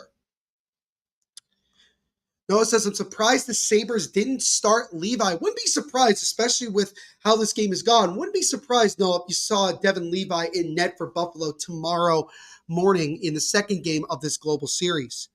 Again, RJ dropping down what's going on, just not game specifically, but we have 9 games in the preseason tonight, 9 tomorrow preseason, 1 Sunday preseason game. Opening day, which is on Monday, we have 1 game, 3 games on Tuesday, 5 on Wednesday, 9 on Thursday, 4 on Friday, and then 14 on Saturday as the rest of the league will get underway in just a couple of days. Shots are 16-9 in favor of New Jersey, and the scoreboard shows that dominance as well, with them being up 3-0. Devils hounding in the offensive zone here. Puck comes out in front, but the Sabres get to it, and the aforementioned Tage Thompson will backhand it into the Devils' zone. Do I think the Rangers beat Pittsburgh in game 1? Yes. Just straight up. I think they will. I in my prediction for the Metro Division, I do have the Rangers finishing in first this year with the Devils in second and then Carolina in third. So, yes, to answer that question simply, I think the Rangers will beat the Penguins in their first game in a couple of days. Good save there by Markstrom. Dougie Hamilton just out of the reach of a lot, and it looks like we had a stoppage of play as Curtis Lazar lost his helmet. And I don't know if they called a penalty or not. Looks like they did. And I think it might be on the Devils, not sure. But 13:45 to go in the second period. Devils now up 3-0 thanks to the most recent goal from the Devils captain, Nico Hischier, his first of the year. How about this? There is a gambling commercial, a brand new gambling commercial with Connor McDavid. Connor McDavid is one of the most interesting people when it comes to being on commercials. His commercials with the BetMGM commercials with Wayne Gretzky were hilarious, I might add. Very, very funny. Very funny indeed. But overall, again, if you're New Jersey, you got to love the way this game has gone. You have been able to take advantage of Sabres' mistakes, found the back of the net. Jacob Markstrom, again, despite some of the carelessness in his own zone with playing the puck, has made some really good saves. You go back to the first period on Abe Kubel. He makes this unreal stick save on an open net to deny the Sabres a goal, which then, funny enough, like a minute or two later, the Devils doubled the lead to 2-0. And that could be the difference right there in this game. So, yeah, a lot of things to like. And then if you're Buffalo, you got to find something here soon because this game is just continuing to slip away very quickly. MLB playoffs is now getting ready to start the divisional series tomorrow as the first round of the wild card series just came to an end last night. The New York Mets with a stunning come from behind win in game 3 to move on to the second round to take on the Philadelphia Phillies. Brewers, Padres, Orioles, and Astros, the 4 teams that were knocked out over the last couple of days, with the divisional series starting up tomorrow. And if you want to get in on the action, if you're feeling lucky, go to DraftKings Sportsbook right now. Use promo code THPN. Bet $5 to get $250 instantly in risk-free bets. So make sure you guys do that. And shout out DraftKings, the official sports betting partner of the Hockey Podcast Network. So here we go as the Sabres are now beginning their second power play of the night as Lazar goes to the box, 2 minutes for holding at the 6:15 mark here. And so big opportunity for the Sabres to try to get back in this one, but Dawson Mercer coming the other way, shorthanded 1-on-3. Sabres didn't even get a shot on goal on their first power play as the Devils dump it back into the Sabres zone. John Akers says he's hoping. He is hoping. Noah says Sabres need a goal here. They do if they want to get back in this one. This is, again, a very, very big opportunity. As that puck is knocked down with a high stick. We're going to stop here. 1:25 to go in the Sabre power play. 13:09 to go in the second period. As you can see on your screen, 3-0 Devils here in this one, thanks to goals from Stefan Nason, Jonathan Kovacevic, and most recently, the Devils captain Nico Hischier. Lindy Ruff has seen this Devils offense a lot after his last several years being the head coach of this team, and the boys are making him pay so far, as I'm sure Lindy Ruff, this is not the start that he wanted to see his team come out with, as now Jason Zucker gets it into the zone for Buffalo. Cousins over the left side to Bowen Byram. Byram stops, feeds it to Cousins. Cousins gets around, takes a shot, and that one just goes wide of Markstrom and deflects up and out of play with just about a minute to go on the Sabres' man advantage. A little bit of a scheduling for tomorrow. We talked about the divisional series in Major League Baseball in the playoffs. Couple of games tomorrow. Tigers, Guardians game 1 at 1:08. Mets, Phillies game 1, 4:08. Royals, Yankees, 6:38. And then Padres, Dodgers at 8:38. A lot of eights in this one. So that is the divisional series scheduled for game 1 starting tomorrow. Noah, I kind of assume that you were either a Yankee or Met fan, considering you are a Rangers fan. I would also assume that you're either from New Jersey or New York. That would just be my guess. I'm also a Yankee fan, so at least we have that to agree on, you and I. But again, thank you, Noah, and thank you to everybody who's been hanging out with us here this afternoon in our first game of the 2024-25 NHL season. We're going to be doing live watch-alongs throughout the year, so make sure you like, subscribe, and hit that notification bell so you get notified every time we do live watch-alongs here on the channel. As that shot from Cousins in the slot somehow didn't hit the net. Sabres with some good pressure here. Cousins, another chance, and that one is fought off by Markstrom. As now the Sabres, 15 seconds to go in the power play, still in the offensive zone. Cousins feeds it out of power. Now a shot there by Zucker, and I don't know how that didn't go through. Maybe Markstrom got a piece. Sabres still with it now. Byram now over to Cousins. Gets around a defender, takes a shot, and that one goes wide up. Markstrom, power play is up for Buffalo. So the Devils are able to kill it off. Byram now over, shot there by the Sabres is stopped and covered by Markstrom. And then we have pushing and shoving after the whistle. So the Sabres, much better second power play here overall, but they could not cash in. And the Devils still lead it here 3-0 with now 11:40 to go in the second period. Jonathan Akers says he's hoping that Delbert Dalibor makes the NHL roster for the St. Louis Blues. I have to be very honest with you, Jonathan. I don't know that guy. I don't know him very well. So if you want to give us a little bit of information in the chat for myself and everyone here, would be great. Be great. And RJ continuing to help me out as I say, hit those likes and subscribe. Really do appreciate it as always, man.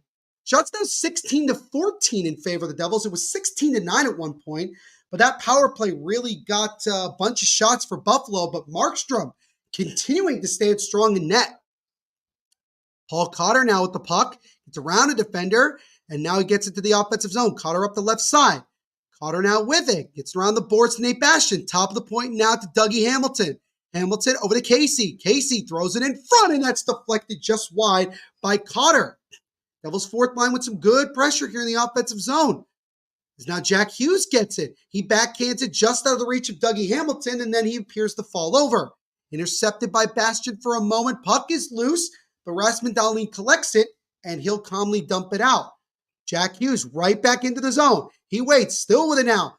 Waits, feeds it in front and just out of the reach of Brad. He had an opening there. Good pass from Jack Hughes. It's the Devils' second line now out there. Jack Hughes with the puck again. Hughes lost the puck, taken away by Tuck, intercepted by Casey with a shot, and that one just goes wide.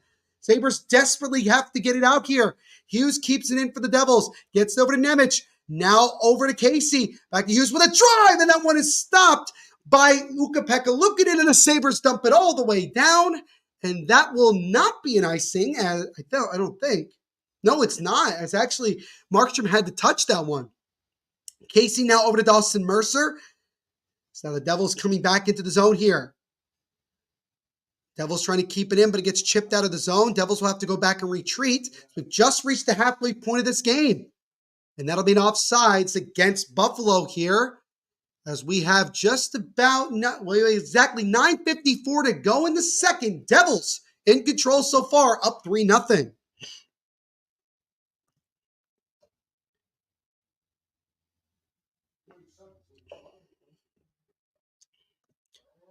Duke says, here's me hoping to watch hockey, not involving my team that isn't lopsided, but of course it is. Well, look, you never, my famous quote is, hockey is a magical, unpredictable sport, right? You never know what could happen in any of these games. You never expect a blowout. And a lot of the time you end up being somewhat surprised. And yeah, right now, so far, straight up, this has been a one-sided affair. I will give Buffalo credit. They've had some periods, some moments in this game so far where they have been able to get some grade A opportunities, but they haven't been able to cash in. Jacob Markstrom's made some really big-time saves, and the Devils have been the ones who have taken advantage of the Sabres' mistakes, and that's so far been the difference in this game. Noah thinks the Sabres offense looks lackluster. I don't know if it's necessarily lackluster. It's more that, again, as I just mentioned, they haven't been able to take advantage of the Devils' mistakes. And that's not always going to be the case. There's going to be games where they're probably going to be able to, but on the other side of it, they're getting beat by a team that is taking advantage of every mistake that they're making in their own zone. And that, again, is the difference in this one. I think it's going to be tough, but you never know. We just reached the halfway point of this period. And again, 3-0 is not insurmountable, but it's not easy, especially here in the first game of the year. I do know who Jimmy Sluggerud is, and when his season's over, I think he definitely will join the Sabres, join the Blues once his season's over. He had a really, really good junior World Juniors the last couple of years. He's looked really good. Really good, Jonathan. That's a really good pickup for St. Louis. And Noah with the fighting words, as expected from a Ranger fan, saying we just have to take care of business against y'all like we did last year. All right, we'll see what happens once we get underway. Devils and Rangers actually don't play their first game against one another in the regular season until December. Long past just out of the reach of a Sabres player, but they regain it here as they're trying to set up something in the offensive zone. Puck goes around to the left corner where Kovacevic will get to it. Chip it to Siegenthaler. But that puck's taken away by Buffalo. They have it now. Gets it top of the point. Waits. Feeds around the point all the way over to the other side here. Tomas Tatar tries to get to it first. So now Connor Clifton trying to control here, but Tatar will flip it out of the zone. Connor Clifton actually is from New Jersey. He's from Monmouth County. I think he was from Long Branch originally, and then played his high school hockey at Christian Brothers Academy. And he's been in the NHL for quite some time. I think he was with the Bruins for a bit as well. And now he gets his new stint here with the Buffalo Sabres. 8:40 and ticking to go in this second period. Devils still up 3-0. Kovacevic slowly brings it up for the Devils, and he'll dump it in as both teams make a change. Kovacevic, with a really good game so far in his first game as a Devil, had an assist on the Nason goal and then got a goal of his own to make it 2-0. So he's off and running. Hamilton tried to make a stretch past the Palat, but it gets knocked down, and then Hall will get to it and backhand it into the Sabre zone. Yes, the Devils and Sabres will play again tomorrow morning starting at 10 a.m. Eastern, so an earlier time than today, in the second game of this two-game global series to kick off the year for both sides. As now Curtis Lazar tries to get around McLeod. He does, and that is actually Ryan McLeod, the brother of former Devil Michael McLeod. McLeod, one of the more surprising trades this year, as he got traded over to from Edmonton to Buffalo, is now Tuck. He takes a shot, but he fanned on it, and then a good diving block by Siegenthaler.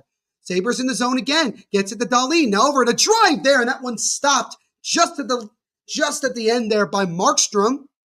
Devils really struggling right now. Some good pressure the last couple of minutes from the Sabres. Paul Cotter tries to get around a defender, but it's taken away easily by Buffalo. Dahlin fanned on the stretch pass, and now Dahlin will slow it up as he'll chip it into the Devils' zone here. Peterka loses it, and Timo Meier flips it high up into the air, and that one's touched down by Brett, but he is offsides. We'll get another stoppage of play, 7:03 to go in the second, still 3-0 Devils here. And so, I just saw here on the screen, guys, that Tage Thompson looks like he might have pulled something a few moments ago, and they showed him going to the dressing room. So, actually, no, he's back on the ice. I don't know. They showed him going to the locker room, I guess, maybe to check something real quick, but he's back on the ice now for the Sabres. And he's one of the guys that if Sabres want to get back in this one, he's got to get going here. I give the Blues a lot of credit for the double RFA what do they call it? Pickup there. That was pretty impressive what they did. I like the Dylan Holloway move. Because now it gets him a chance to play a lot more minutes here with a now starting to get much younger Blues team. So I think it's going to work out. As now the Sabres continuing some good pressure on the forecheck. It's down Greenway. Chips it over. That shot there gets blocked. Sabres regaining. Another try there gets blocked again. Jack Hughes backhands it just out of the zone. Devils right now got to find a way to turn the tide back in their favor. Yeah, they're up 3-0 as we get an offsides here against the Sabres. But right now, the Sabres are looking like a desperate team down 3-0. They're coming at the Devils with everything. And New Jersey's got to be careful here not to allow the Sabres to get back in this one.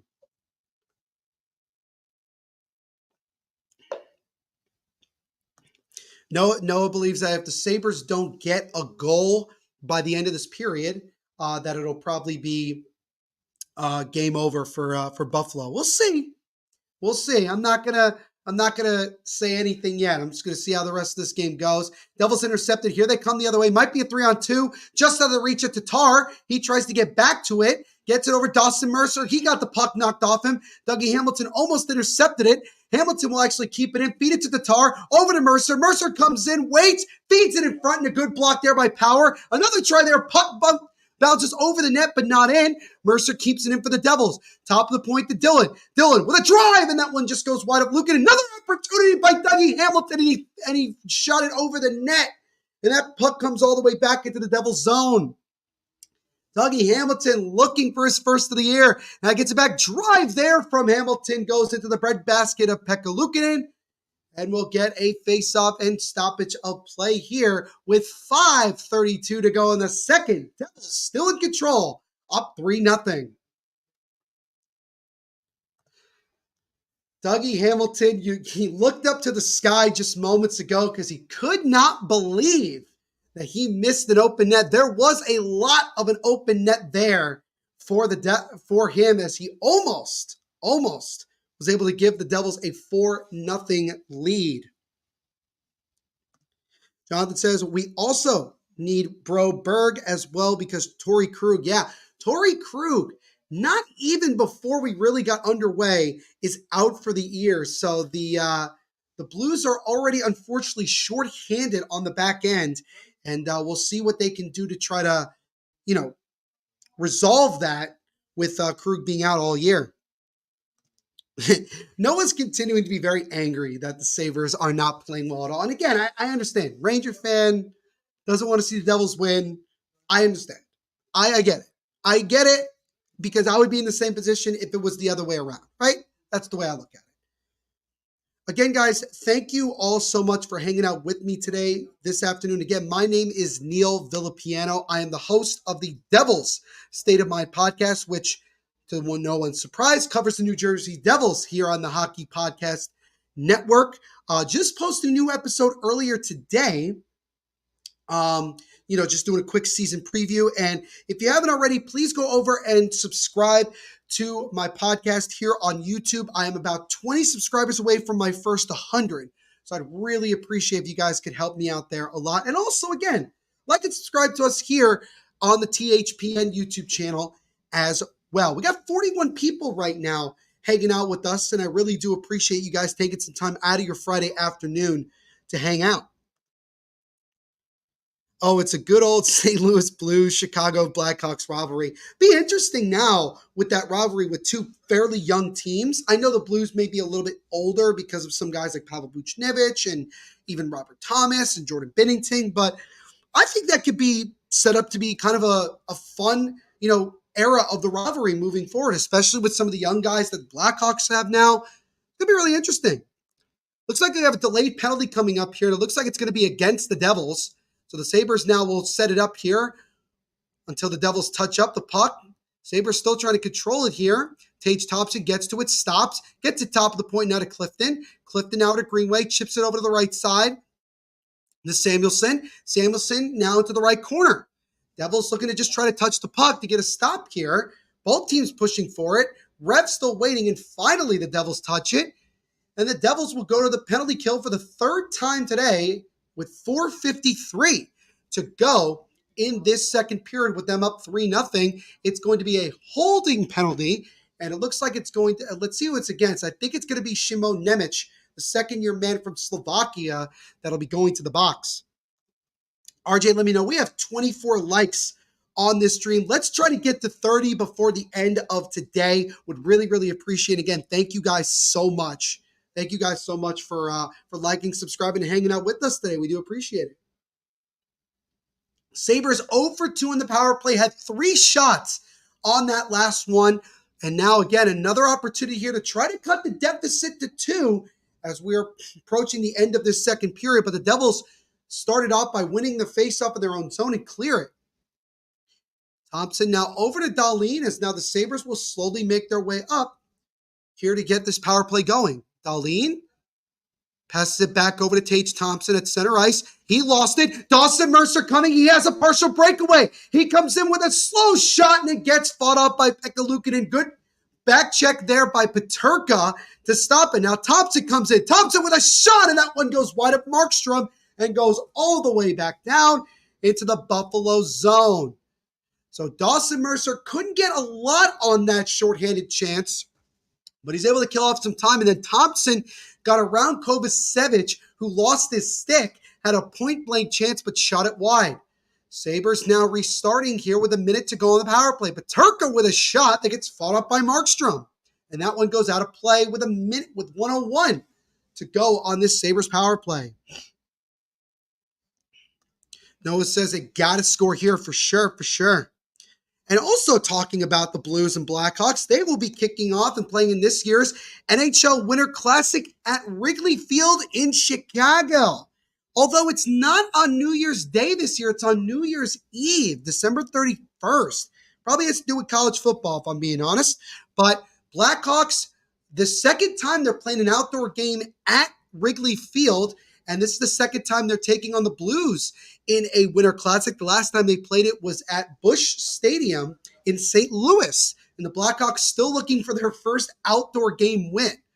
Let's hope for the Blackhawks it's their first time. But I know for Jonathan Akers, he's hoping the Blues can win that one. Should be a lot of fun. Should be a lot of fun indeed. I went to one of the outdoor games last year, Devils and Flyers in the Stadium Series, where the Devils won 6-3. Absolutely fun. If you haven't gone to an outdoor game yet, I would highly recommend you try it. That shot there from Peterka goes wide. 13 seconds to go on the power play, but that puck comes back into the Sabres zone. Jonathan says, former St. Louis Blue, Tage Thompson. Yes. Yes, I was part of the Ryan O'Reilly trade, in case people didn't realize. Sabres power play is up, so they're 0 for 3 now. Shot there from Cousins gets stopped by Markstrom, and Kovacevic dumps it down just out of the reach of Nemec. But Ukko-Pekka Luukkonen will play it, so no icing. So the Blues, again, cannot strike on the power play, so they are 0 for 3 and still down 3-0 here in this second period with 2.5 minutes to go in it. Jack Hughes almost intercepted it. Puck goes back into the Devils' zone. Dougie Hamilton trying to fight off a defender. Now Paul Cotter gets to it. Lost it, taken away by Buffalo.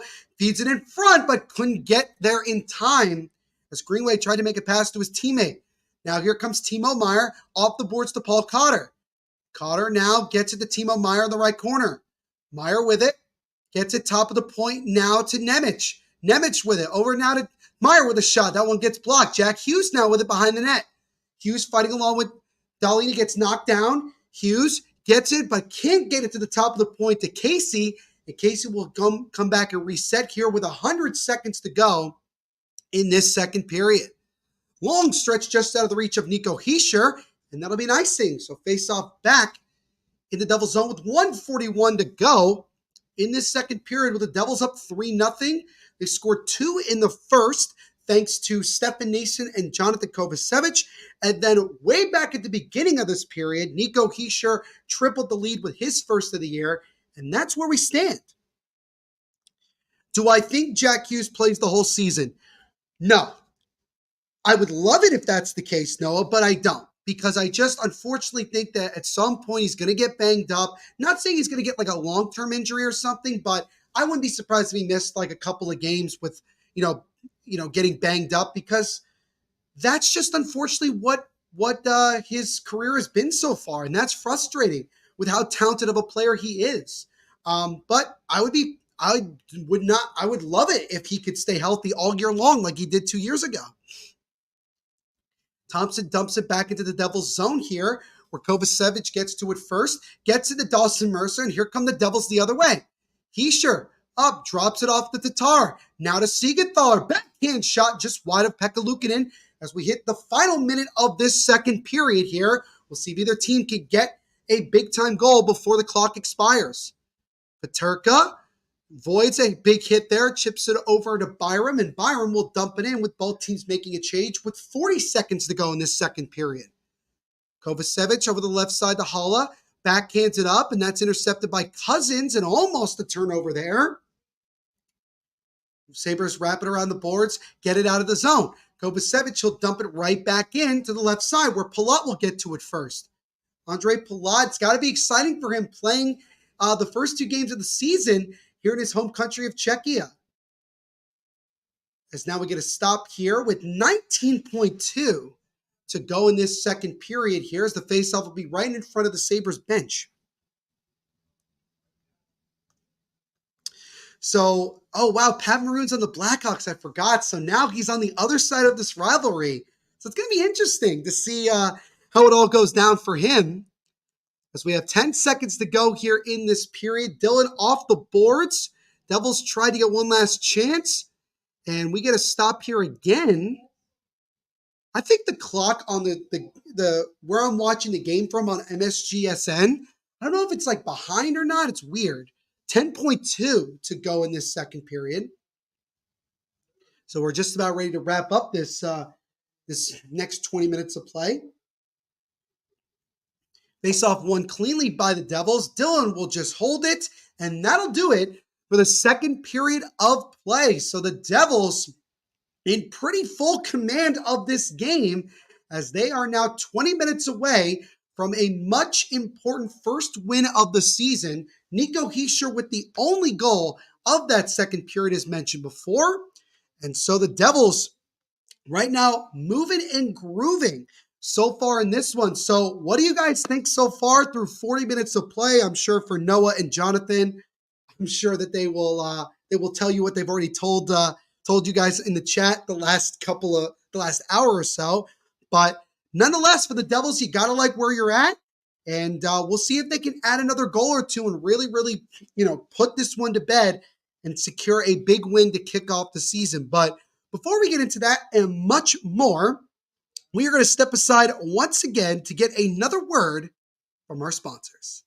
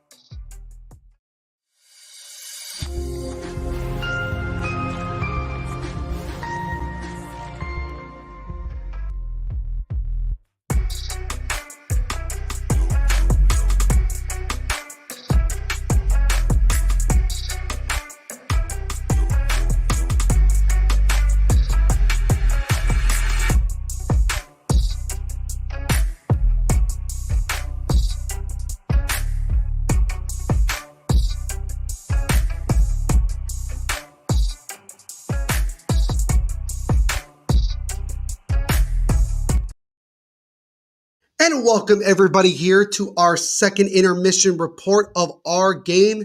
This first of two games of the Global Series to kick off the year between the Devils and the Buffalo Sabres. And after 40 minutes of play, thanks to an early goal in the period from Nico Hischier, the Devils now have a commanding 3-0 lead with 20 minutes to go, at least in this one. And so far, when you look at it from the Devils' perspective, you gotta really like what you've seen. You know, you look at the Devils' offense, they found ways to take advantage of turnovers in the Sabres zone and bury them from guys like Nason, Jonathan Kovacevic, and now Nico Hischier. Power play, it's early days, right? They've only had two, so they really haven't had a ton here, but, you know, it looked pretty solid, I think, so far.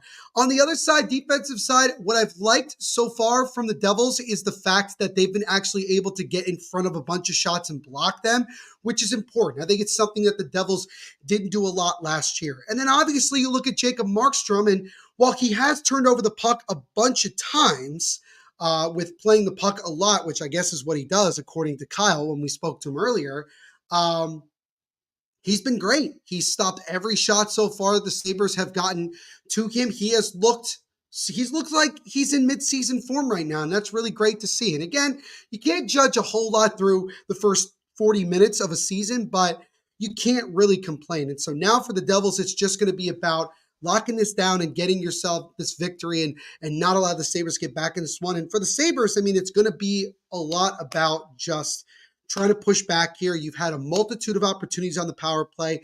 You've unfortunately given up several shorthanded opportunities where the Devils could have buried it and made this game even worse. And you got to find a way to solve Markstrom. You got to find a way to take advantage of takeaways that you have been able to make. And that's the way I look at it.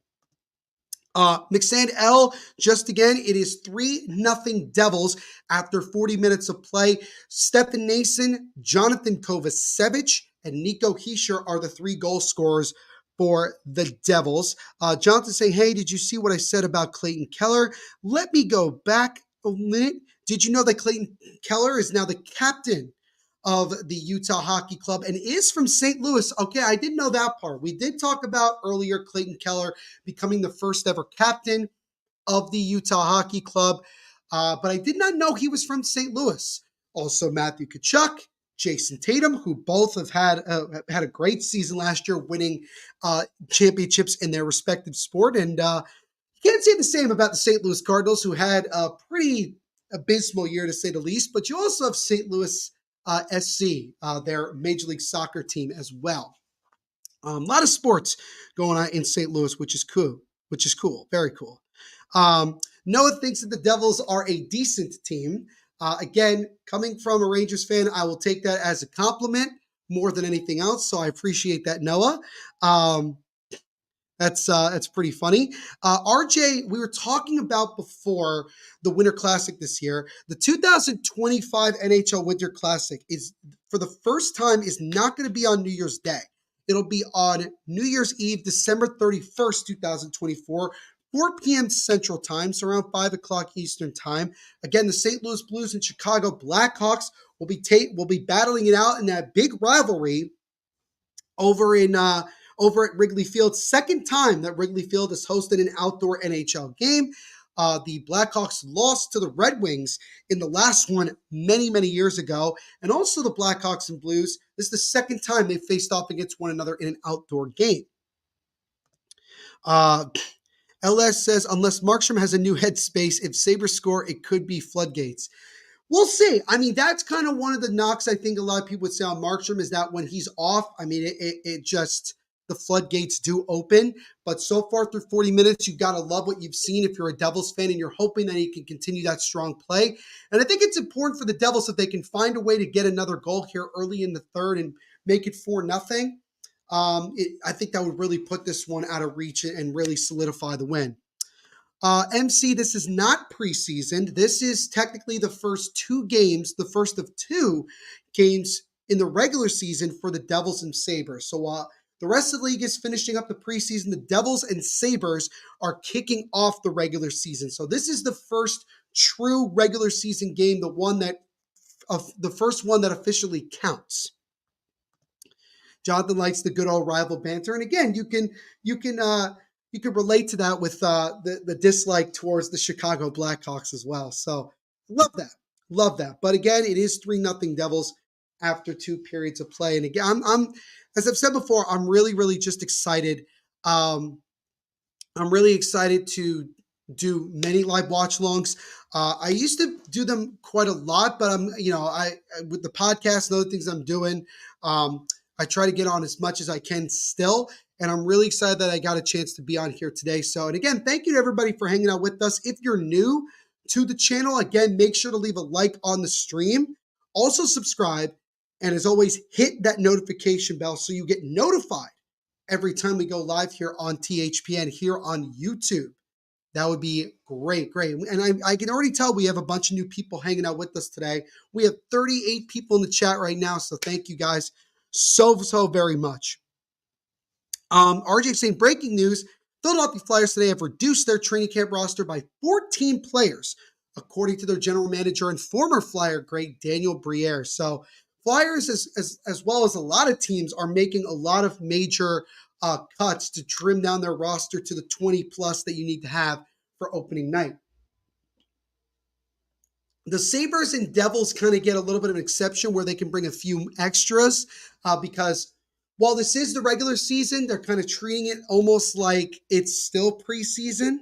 And you do have to travel, across the world into another country altogether to play these 2 games. But again, it's great that the NHL does this to continue to grow the sport in so many different, countries. And when you have players who are from these countries like Andre Palat, I think it can only be a positive for the NHL. So it's really great to see.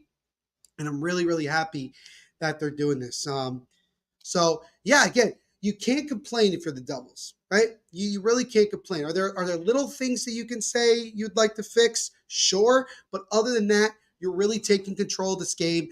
And if you're Sheldon Keefe, you want to put the emphasis on your team that don't let up. Don't let them back in this game. Finish the job. And if you're Lindy Rupp, you got to tell your team, you got to get more pressure in front of Markstrom. You got to find a way to create more takeaways as well. Shots 19-18 in favor of the Devils. Devils are 0 for 2 in the power play. Sabres 0 for 3. Hits are 20-21-20 in favor of the Devils. Sabres have 13 blocks to the Devils 10. And the Sabres have 21 faceoff victories to the Devils 16.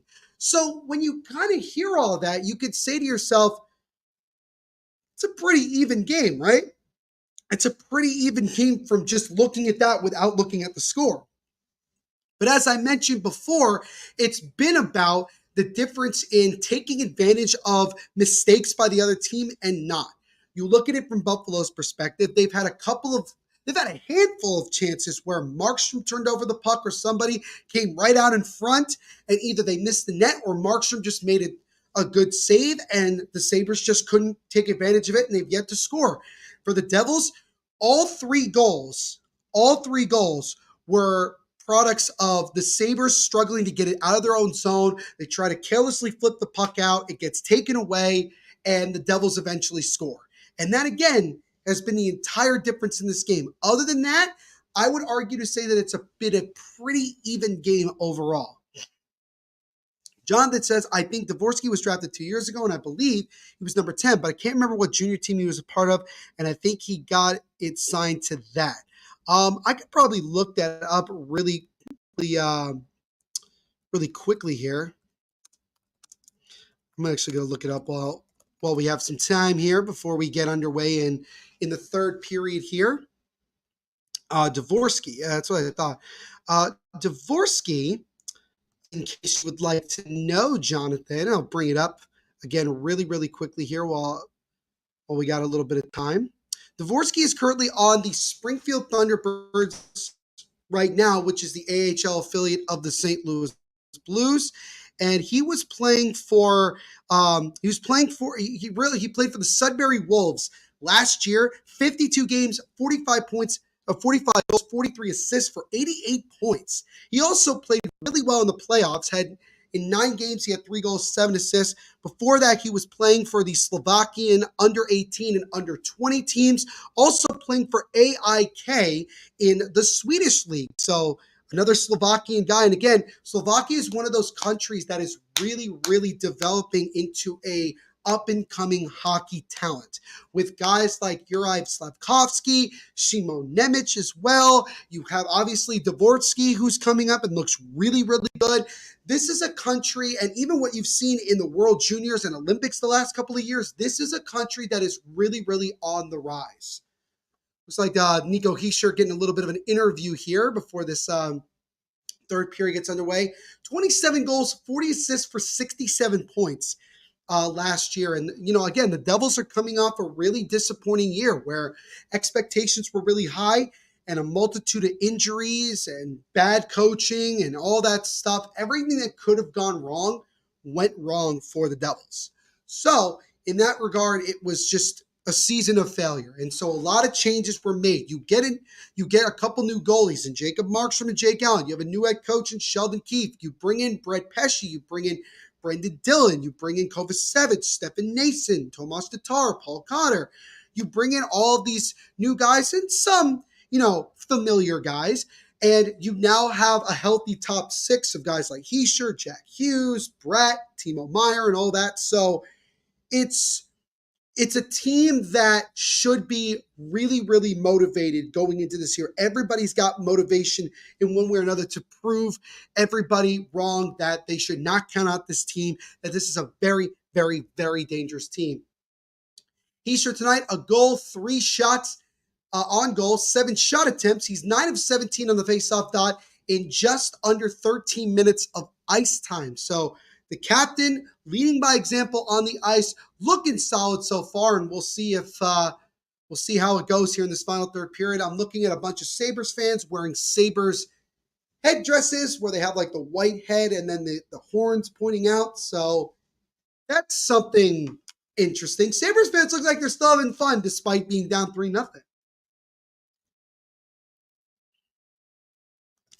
Jonathan saying, picking out the Olympics, how do you think we will do now that NHL players are in the U.S.? Well, I think we're getting to a point in the United States where this is a team that could really, really do a lot of damage. With the amount of talent, young talent, that's in the United States playing in the NHL, there's a lot of excitement with this United States team that maybe could finally give this country some gold medals in ice hockey in the very, very near future.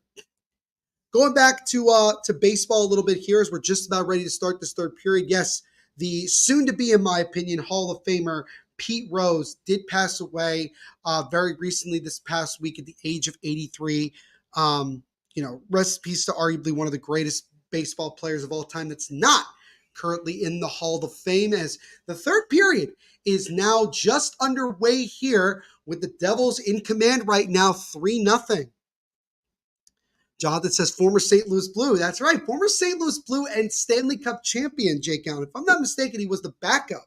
And there was a period of time where I thought Jake Allen was going to be the guy that Jordan Binnington became for a short period of time. But Jake Allen's been a very, very solid 1B guy for the Devils in his short time last year. And looking forward to seeing how he can help contribute to this Devils team here at 24-25.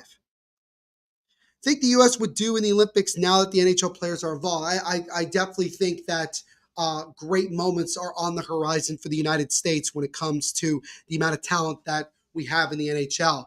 Nico Hischier gets dropped down, no penalty. I think Hischier wanted one. Thompson comes into the zone with a shot, and that goes right into the breadbasket of Markstrom. And we get a face-off here just about 45 seconds into the third period.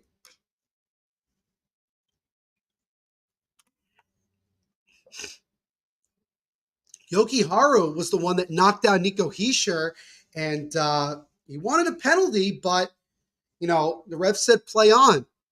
And Yoki Haru looked back at Hischier like, what are you doing? I think Yoki Haru wanted a penalty for maybe a little bit of embellishment there, but again, nothing happened there. Devils get to it, and now they come the other way. Jack Hughes backhands to Kovacevic. Kovacevic will dump it into the Sabres zone where Bratt will get to it first. Now tried to chip it back to Siegenthaler, but it goes all the way into the Devils' zone, where now the Sabres intercepted at center ice. So the Sabres will slow it up. Bowen Byram now with the puck for Buffalo. Backhands it over now to Cousins. Now over to Benson. Benson coming into the zone. Benson fighting along with Timo Meier in the left corner about 90 seconds into this third period. Both teams still whacking at it now. Gets to top of the point to Byram. Now over to his teammate. That shot there from the Sabres goes wide of Markstrom and all the way back down. Again, another point-blank chance offensively for Buffalo, but the shot doesn't even hit the net. So another chance missed by the Sabres. Speaking of St. Louis, Jonathan, we have another St. Louis sports and blues fan in the chat. Angus has joined us here as we begin the third. Good to see you, Angus. Doing very well and excited to be doing this first regular season game of the season. So the trivia question from before was, which two Devils had multi-goal games in their season opening win in Sweden versus the Edmonton Oilers back in 2018? The answer is Kyle Palmieri and Travis Zajac. That is going to be my answer. We will see in just a second what they say. I'm pretty sure that I'm right about this. And it is Kyle Palmieri and Travis Zajac who both scored two goals in that one in the Devils' 5-2 win over the Edmonton Oilers in that one. What are my thoughts of the Kings and Ducks New Jerseys? Honestly, I like them both very much. Not a big fan of the whole of the away jerseys for the Sabres, but the home ones look spectacular. I love that the Kings went back to this old school look. I think it looks spectacular, both their road and home. I think they did a really, really great job. The name of the Devils mascot, by the way, is just NJ Devil. And Danelle already answered that. Dylan Kaiser is in the chat. What's going on, Dylan? He says, look at that hoodie. Thank you so much, Dylan. Appreciate it. Yes, my Devil State of my hoodie. And I promised you guys that I'm in the works to get some podcast merch for the Devil State of My podcast. So stay tuned for that. And again, make sure to go check out the Devil State of My podcast here on YouTube. Don't forget to leave a like and subscribe over there as well. Would help me out tremendously. Murray Reistedt says, go Devils go. So we got another Devils fan in the chat. Love it. I know it's not very creative, Jonathan, but I think there's an argument that can be made that NJ Devil is one of the best mascots, not just in hockey, but in sports, honestly. Oh, did I say the Sabres? I meant the Kings. The Kings, I really love that the Kings went back to the old school look, the really great black and white and silver. It looks awesome. I hope to get my hands on one at some point. That was that. So thank you, Danelle, for correcting me. Appreciate it. 16:20 to go in this third period here. Devils up 3-0. Now the Sabres with another chance and a good diving block there by the sprawling Nico Hischier before it even got to Markstrom, and the Devils dump it out. Right now, again, the Sabres looking like the more desperate team at this moment, and it makes sense, down 3-0. Devils got to be careful here. Kovacevic with the long feed just out of the reach of Jack Hughes. And there's a big wave going on at the O2 Arena in Prague, Czechia. It just distracted me for a second. I don't know. Maybe people are bored. I don't know, because it's one-sided.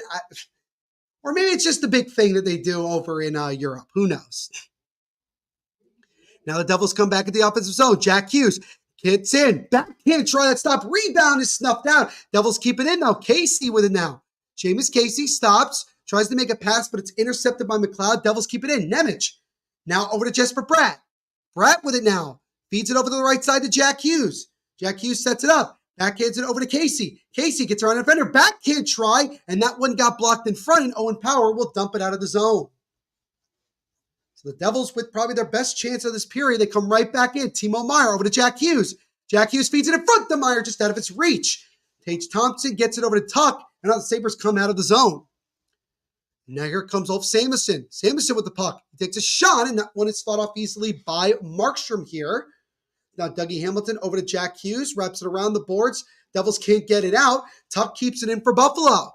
Alex Tuck tried to feed it in front, but it's knocked away, and now the Devils will get to it, and they'll just dump it in. Because now Nason will go after it with Samuelson with 14 and a half minutes to go in this third period. Devils still in control, up 3-0. Devils dump it back in. While teams fighting along with it, Eric Hall intercepts it for a moment. Sabres got to be careful here, and they'll get it out without any trouble. Nice deke there off the fake hit. Now a Sabres player goes down, and it will be a penalty as Quinn got knocked down. And so the Devils, for the fourth time tonight, will go to the box here with 14-17 to go in this third period. So another chance here for the Sabres to try to get back in this one and at least get on the scoreboard here. It's a 2-minute holding call, and it's going to be against, I have to see again, I think it's Nate Bastian that's going to go to the box, and it is.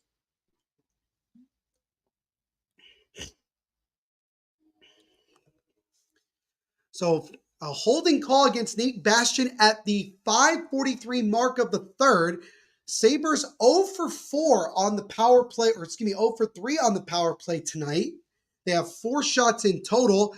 And now we'll see if they can get it going here. Devils win the draw, and Kovacevic will immediately clear it down. And the Sabres will have to go back and already restart. Sabres desperately got to find a way to get to the back of the net here. As now Power drops it back now to Cousins. Cousins gets around Hischier. Cousins now dumps it around to the other side to Benson. Benson, now he'll get it into the left corner here for Buffalo. Hischier intercepts it for the Devils. Feeds it to Mercer, hit off his skate, but still does the job as it goes all the way back down into the Sabres zone here. So again, Buffalo just not really generating much here on this power play, looking to avoid going 0 for 4. Benson now over to Power. Power tried to feed it in front, but nobody was there. Both teams whacking at it now in the right corner, top of the point now. Gets to Byron. Byron, now with a sharp angle try. That would have stopped Scramble in front, and that one doesn't go home, and the net dislodges. And we'll get another face-off here with 1:01 to go on the Sabre power play. Best chance of this man advantage for the Sabres, but again, Jacob Markstrom just not locking it down and frustrating this Sabres team even more. Duke's just popping back in again to say hi. And thank you so much. And again, Duke, appreciate you hanging out with us for a period of time today. We really, really do appreciate it. We appreciate all the 43 people who are currently live with us right now and all the people that have joined throughout. Thank you guys so much for spending some time today with us. Jaromir Jagr up in the stands. He had the ceremonial puck drop before this game got underway. He's also a former Devil, I should mention. He played a year and a half with New Jersey. I think they just showed him on the screen too. So there's a lot of love there. Sabres win the face-off. Dahlin gets over to his teammate on the right corner, feeds it. Shot there by Tuck. Gets knocked wide of the net. Sabres still with the puck now, looking to set up. 44 seconds to go in this power play. Dahlin, top of the point. Right side now to his teammate, to Cousins. Now it feeds it in front again to Tuck, and he nailed it over the net and out of play. Alex Tuck, again, with a nice feed, gets a shot, but doesn't even hit the net. And another missed opportunity there. But again, the Sabres putting on some good pressure here, just have not been able to find the back of the net yet.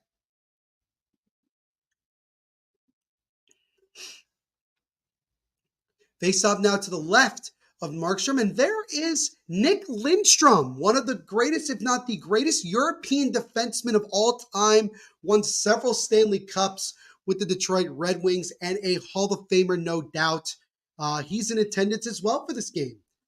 Sabres now coming back from their own zone with 20 seconds to go on the man advantage here, and 12 and a half minutes to go in this one. They're trailing 3-0. That's intercepted all, and Dawson Mercer almost went into the short-handed chance, but the Sabres recover here at center ice. Dahlin dumps it in to the Devils zone. Kovacevic having some trouble here fighting off Tage Thompson. Power play is up for the Sabres, so the Sabres now 0 for 4 on the power play tonight. So the Sabres continuing to not have success on the man advantage, and they still have yet to score. It's still down 3-0 here with 12 minutes to go in this one. Devils come back in. Jesper Pratt with a shot. It gets blocked. Dougie Hamilton with a shot, and that one is gloved and covered by Ukko-Pekka Luukkonen. As we get a stoppage in play here in this one, with the Devils still up 3-0 and 12 minutes to go in this third period. Let's see. RJ says, start date, the 2025 NHL draft is not yet determined, although expected to fall in late June. The draft will likely take place over a 2-day span between June 23rd and 27th of next year. My good buddy, the Peanut Man, Sean Butcher, in the chat hanging out with us. Another year, another Sabres team. What's new, Neil? It's the first game, guys. Let's not make assumptions after just one game so far. But good to see you, Sean. I know you're excited about the Nashville Predators, man. They got a lot of they had a very, very successful offseason, if I do say so myself. Do I know that Jake Neighbors and Dylan Holloway played together as children? I did not know that, Jonathan. I love these fun facts you're giving me about the Blues and St. Louis in general. It's really, really cool. So that's great. Thank you so much for that. But the Devils now, continuing to have this 3-0 lead. They are 4 for 4 in the penalty kill, or 0 for 2 on the power play. And again, Jacob Markstrom continuing to frustrate this Sabres team throughout this entire game. And, if you're the Sabres, you're not going to have a lot of time to, look at this game and try to figure out what you're going to do to improve, because in less than 24 hours, you're going to be playing this same team yet again. And, again, looking to try to find a way to solve Jacob Markstrom. I think if you're the Sabres, you want to, even if you end up losing this game, I think you want to hope you can find a way to score, because I don't think it would be ideal to get shut out in the first game of the year. And again, you got 12 minutes, so a lot of time left to play on this one. Should also mention, I mentioned it before, but this is the first time in 6 years that the Devils are playing an international game. They played in the Global Series back in 2018. It was a 5-2 win in Sweden over Connor McDavid, Leon Draisaitl, and the Edmonton Oilers in a really, really good game for them. Kyle Palmieri, Travis Zajac with 2 goals each, as that shot there by Holloway just goes wide. Shots now in favor of the Sabres, 22-20. And what's interesting about that is that at one point the shots were 16-9 in favor of the Devils. Since then, the Sabres have really dominated the shots on goal, as that puck deflects out of play, as Holloway and Dougie Hamilton having some choice words with Greenway. 11:32 to go. Jonathan, I don't think I could name all of the St. Louis players that are in the NHL right now, but I'm sure as I'm sitting here, you could probably name them off without any hesitation whatsoever. Face off to the right of Jacob Markstrom in the Devils zone here. Jacob Markstrom continuing to put on quite the show here in his New Jersey Devils debut with a absolutely sick demonic mask. It looks great. It's probably one of the best Devils masks I've seen since Marty Brodeur's days when he was playing. Devils win the face-off, and Siegenthaler dumps it out. Now the Devils look. They might have a 2-on-1. Hischier feeds over to Mercer, but he couldn't get it to him in time, and Luukkonen grabs it with the glove. Face-off in the Buffalo zone with 11:21 to go in the third. Devils still up 3-0. Like the idea from Nico Hischier, just probably a little too late. Well, it was a little too late, as Pekka Luukkonen was able to glove it before that. Face off to the right of Pekka Luukkonen here, won by the Sabres. And now Bauer will get it out. Dahlin will get it out of the zone here. Puck goes back into the Sabres zone in the left corner. Sabres trying to get it out. It's intercepted for a moment as Hischier gets knocked down. No penalty. Refs say play on. While teams whacking in here, Mercer gets to it for New Jersey, over to Kovacevic, and oh, what bad luck. Kovacevic had all the time in the world, but his stick failed him and broke on him, and he had to give up the puck in the offensive zone. That is unfortunate. But Jonathan Kovacevic, in his first game as a Devil, had an assist on the first goal to Stefan Nason, and then scored the second goal himself, so a goal and an assist for the former Montreal Canadian defenseman, and Kovacevic in prime position to be one of the 3 stars of this game. As now the Sabres with a high rising shot that deflects wide of Markstrom here. Devils trying to get it out of the zone. Bo Byram lost it. Now the Devils come the other way. Cotter trying to get around a defender. He takes a shot, and that goes wide of Luukkonen on the glove side. Lazar fighting along here with a couple of Sabres players. Devils fourth line on right now as we've just reached the halfway point of this third period. No, the game is not on ESPN+. That shot by Marker. Rebound try hits the side of net. Another opportunity here. Shot and then score! So the Sabres finally solved Jacob Markstrom. It's Owen Power who gets it home. And the Sabres have cut the deficit to 2 with 9:53 to go. It's now 3-1 Devils. But no, this game is on NHL Network and also the MSG networks for both the Devils and the Sabres, Angus. So hopefully that helped. But Markstrom couldn't control the first shot. It went off his glove. Then it caused a couple of scrambles. And then Markstrom caught a little bit out of position going from his right to his left.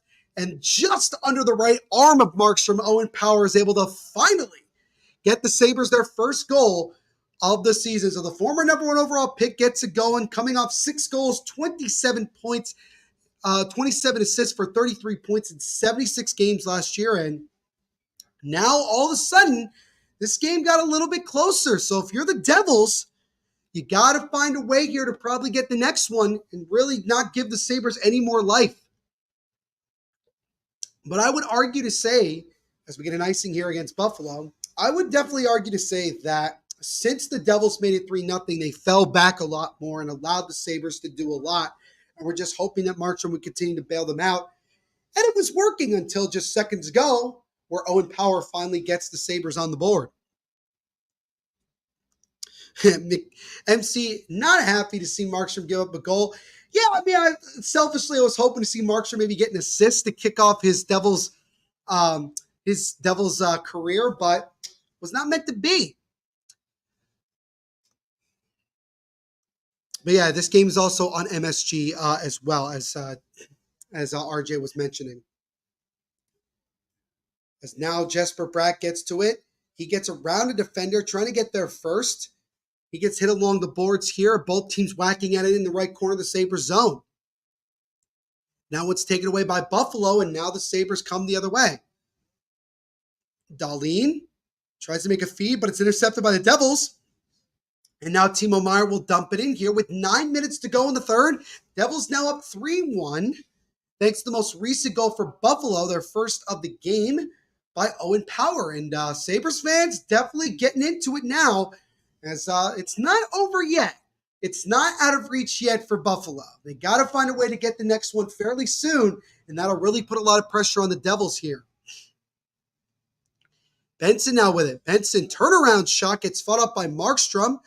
And now the Devils will look to come the other way here, as Palat will race down, but it looks like it'll be either an offsides or icing here.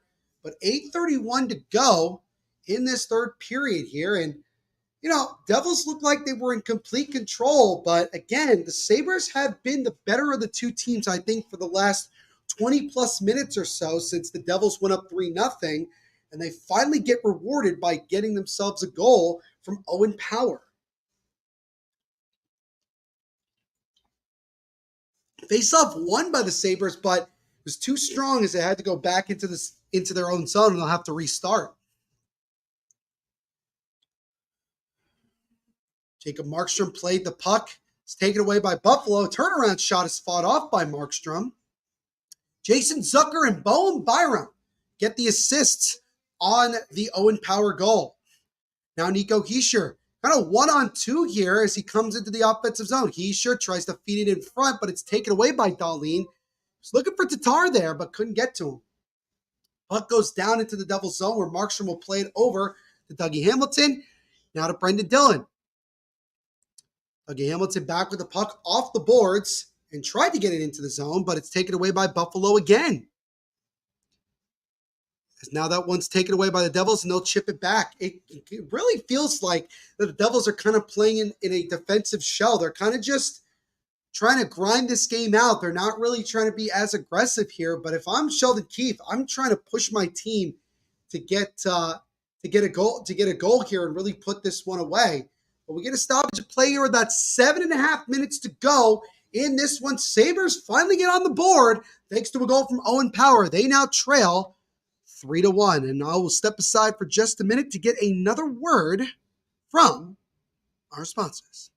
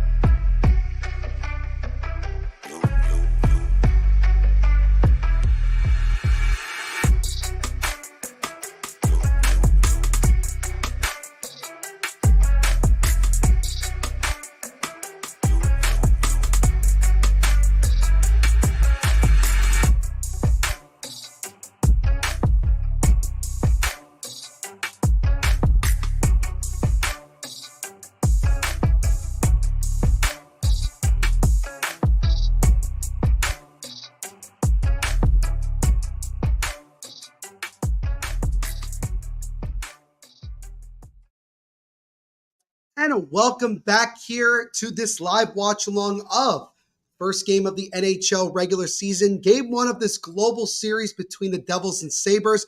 It is now 3-1 Devils here with 7:29 to go in the third period. Sabres just got on the board recently thanks to a goal from Owen Power, the former number one overall pick of the Sabres. He's also my fantasy team, so in a way, it's a little bit of a win for me, but nonetheless. But again, the Devils scored the first three goals, and I would argue that since the Nico Hischier goal, the Devils have played back quite a lot. And they've allowed the Sabres to kind of take control of a lot of this game, especially offensively, and they're playing into a defensive shell. Devils got to find a way to get back to being aggressive here. Got to find a way to get the next goal. Will I be okay with it if it was an empty netter? Sure, but I'd rather not wait that long. I'd like to see them go up 4-1 soon and really put this one away. Shots currently 26-21 in favor of Buffalo here. As now the Devils come into the offensive zone. Timo Meier gets it now. Top of the point to Dougie Hamilton with a drive, and that one gets deflected away from Luukkonen. As now the Devils kind of one shot, and that's it. Sabres dump it out here with 6:50 to go in the third. As now Brendan Dillon will slow it up, as now the Devils make a little bit of a change here as their third line comes on. It's not Dougie Hamilton off the stick of Nason into the left corner. Eric Hall almost got there first, but it's taken away by Peterka. And now the Sabres will slow it up. As now Quinn, he makes a feed over to the right side. Here come the Sabres into the zone. There's a feed it there, and that gets deflected wide of Markstrom. Cousins gets to it now, top of the point. Now back to Cousins' left side. Cousins with the shot, and that one gets blocked before it got home, but he gets it right back. Cousins now. Over and out of Quinn, drive by Dahlin, and that one is stopped and covered by Jacob Markstrom, and pushing and shoving after the whistle with 6:14 to go in the third. And Patrick Elias, Devils all-time points leader and really should be in the Hall of Fame. He is also in attendance tonight watching his former team playing here, and he looks a little bit nervous, and I would understand it. I'm feeling a little nervous myself with the Devils only up 2. The Devils got to find a way here to not allow the Sabres to get anything else here in this one. Face-off, I think, will be to the right of face-off to the right of Jacob Markstrom in the O-zone. Sheldon Keefe looking on here as he's looking to try to earn his first win as the head coach of the New Jersey Devils here in this much-anticipated double 2 games here of this global series to get the season going. Jonathan says, yeah, I hate the Colorado Avalanche because they're owned by the Cronies, and they own the Rams too. And seeing Cranky, who's from Missouri, was named after Stan Mutual and Enos Slaughter, two of the GR. Yeah, I mean, I can understand that anger and resentment towards them. Jonathan, I don't know if you had a chance to go check out the St. Louis Battlehawks of the United Football League, the Spring Football League, because from what I've heard, it is a raucous place to be for football in general here in that old arena in St. Louis. I hope you had a chance. I hope you've had a chance to go check it out at some point. 6:05 to go in the third period. Devils still holding on to a 3-1 lead. Should mention again that these two teams will face off less than 24 hours from now again, 10 a.m. Eastern Standard Time in the second game of this global series in the same arena. And that will conclude the first two games of the regular season for both teams. Tatar now with it for New Jersey. Almost lost the puck, but gets it back to Jonathan Kovacevic. Kovacevic dumps it out, but then the Sabres get to it, and they'll dump it right back into the Devils' zone. Kovacevic now off the boards and out, and Tage Thompson will go back for Buffalo here. Bowen Byram off the stick there of Tuck. Sabres first line on right now, and I would expect to see them a lot in the last 5.5 minutes of this one. Alex Tuck gets it top of the point out of Power. Power with a shot, but that one is gloved and covered by Jacob Markstrom. We'll get another stoppage of play. Just a little over 5 minutes to go in this one. Devils still up 3-1 here in this Global Series game.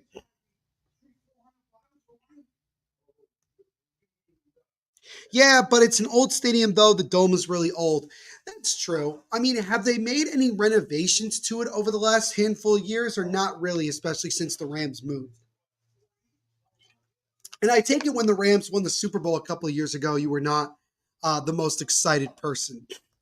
RJ, let me know. We're up to 31 likes. Thank you guys so much for getting us to 30 likes. Let's try to get to 40 here in the last 5.5 minutes of this one. Continue to like this if you're new. Also subscribe as mentioned before and hit that notification bell so you get notified every time we go live right here on the THPN YouTube channel. So again here, it's going to be interesting to see if and when the Sabres do pull Ukko-Pekka Luukkonen, with it being 5.5 minutes to go. I think at some point you're going to have to start thinking about it. I'm sure Lindy Ruff's thinking about it. And again, for Lindy Ruff, he spent the last 4+ years in New Jersey as the head coach of the Devils. Now he gets to begin his second stint as the Sabres head coach.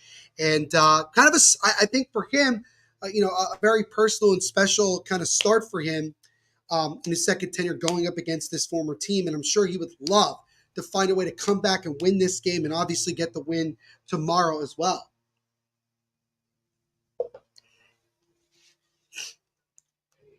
No, I wasn't. No, they haven't, but with the money that they got from the lawsuit, they're going to put it into the dome. That's good. That's good. Got another new person in the chat right now. Placido Valente is in the chat. Thank you so much, my friend. He says, go Devils. Make sure to leave a like and subscribe if you have not already. Devils' next 5 games, they'll play the Sabres tomorrow, as mentioned. Then next Thursday, they're at home against Sheldon Keefe's former team and the Toronto Maple Leafs. And I unfortunately couldn't see the rest of the schedule there, so I do apologize. But some pretty exciting games for New Jersey right off the bat. And right now, they're looking to lock down this first one. That shot there is fought up by Markstrom, the shot from Buffalo there. I think that was Dahlin that took that shot. Peterka now leaves it and Cousins with the backhand try. Puck is still loose. Scramble in the crease, but Kovacevic gets to it. Devils desperately need to get it out of the zone right now as we're just under 5 minutes to go in this one. Puck is loose on the right side. Tatar, he'll chip it. He almost chipped it out. Got knocked down with a high stick. Devils wanted to stoppage of play, but they're not going to get it.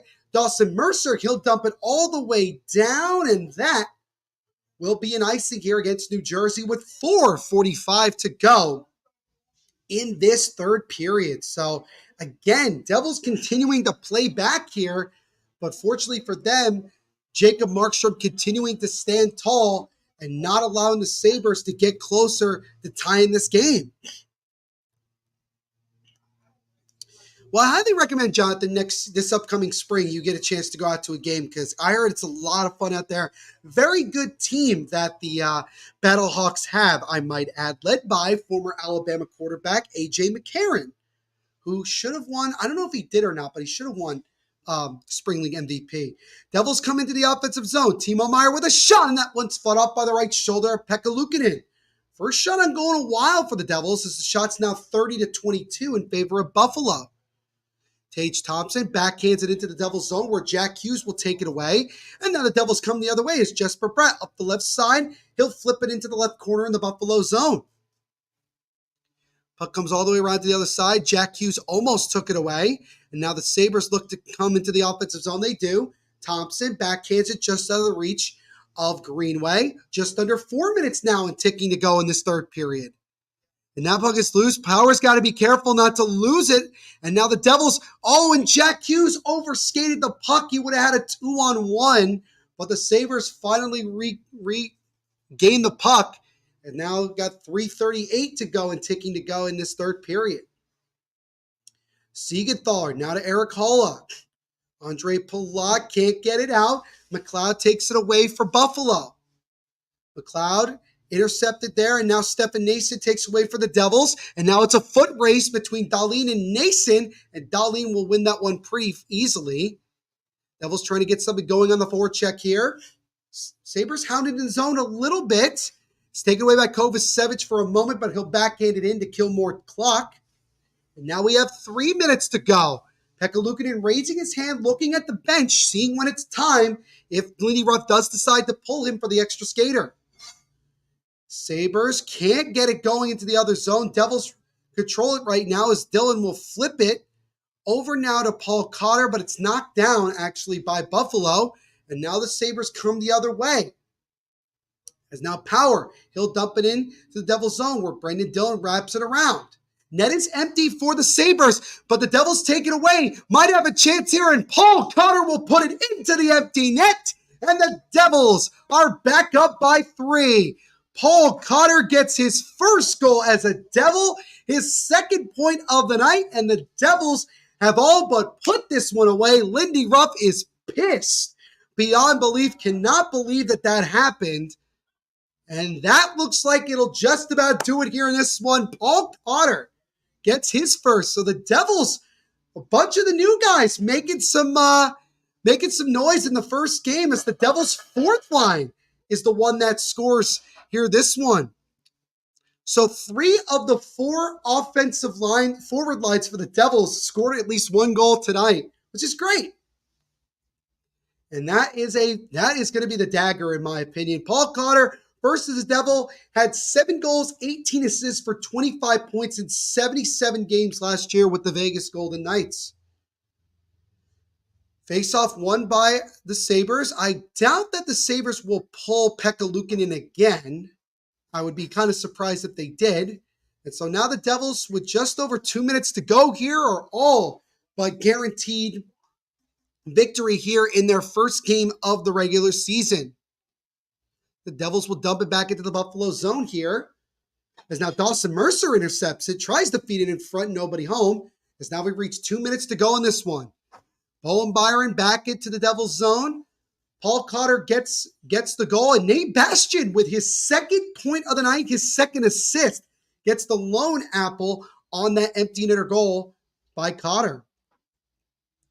100 seconds to go in this one. So the Devils came out strong to start, and they really, really never let the Sabres fully get into this one.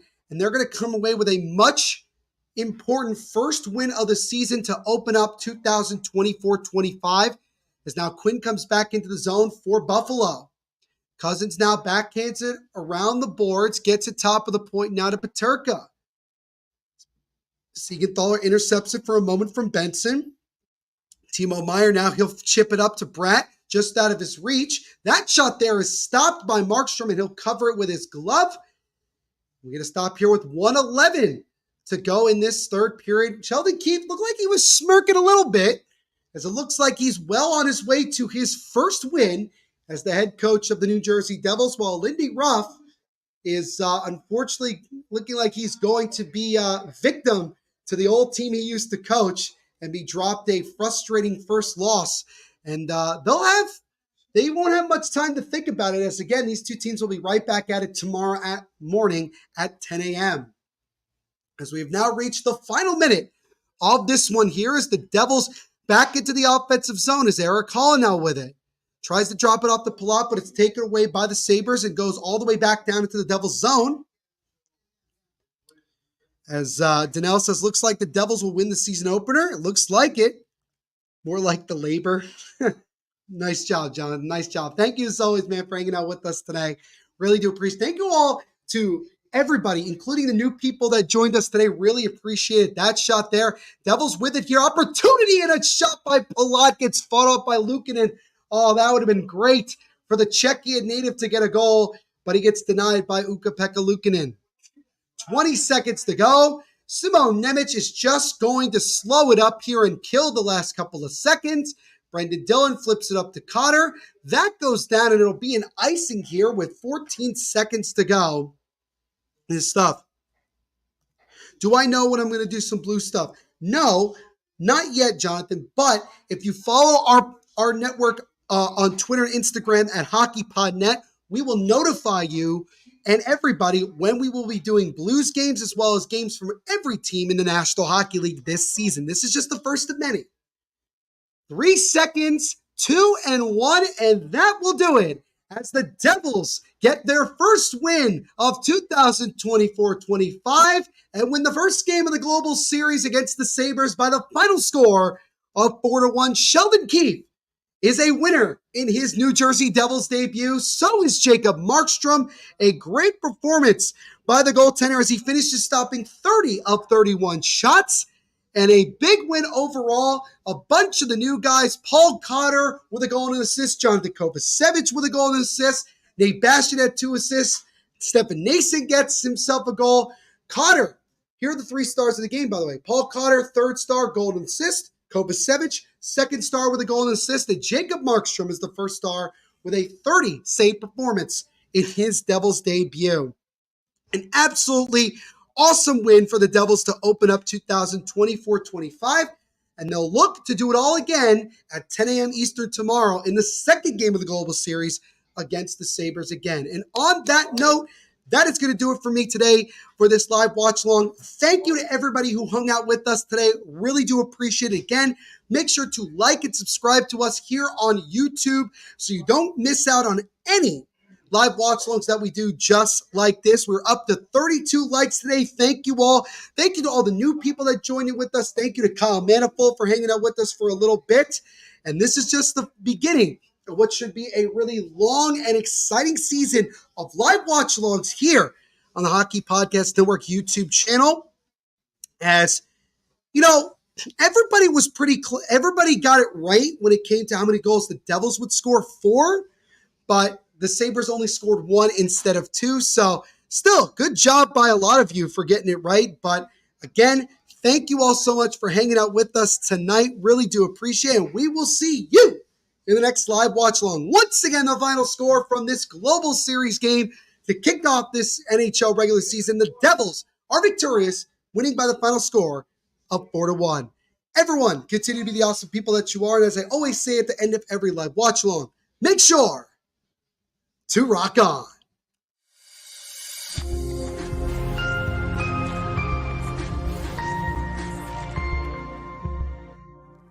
Say something.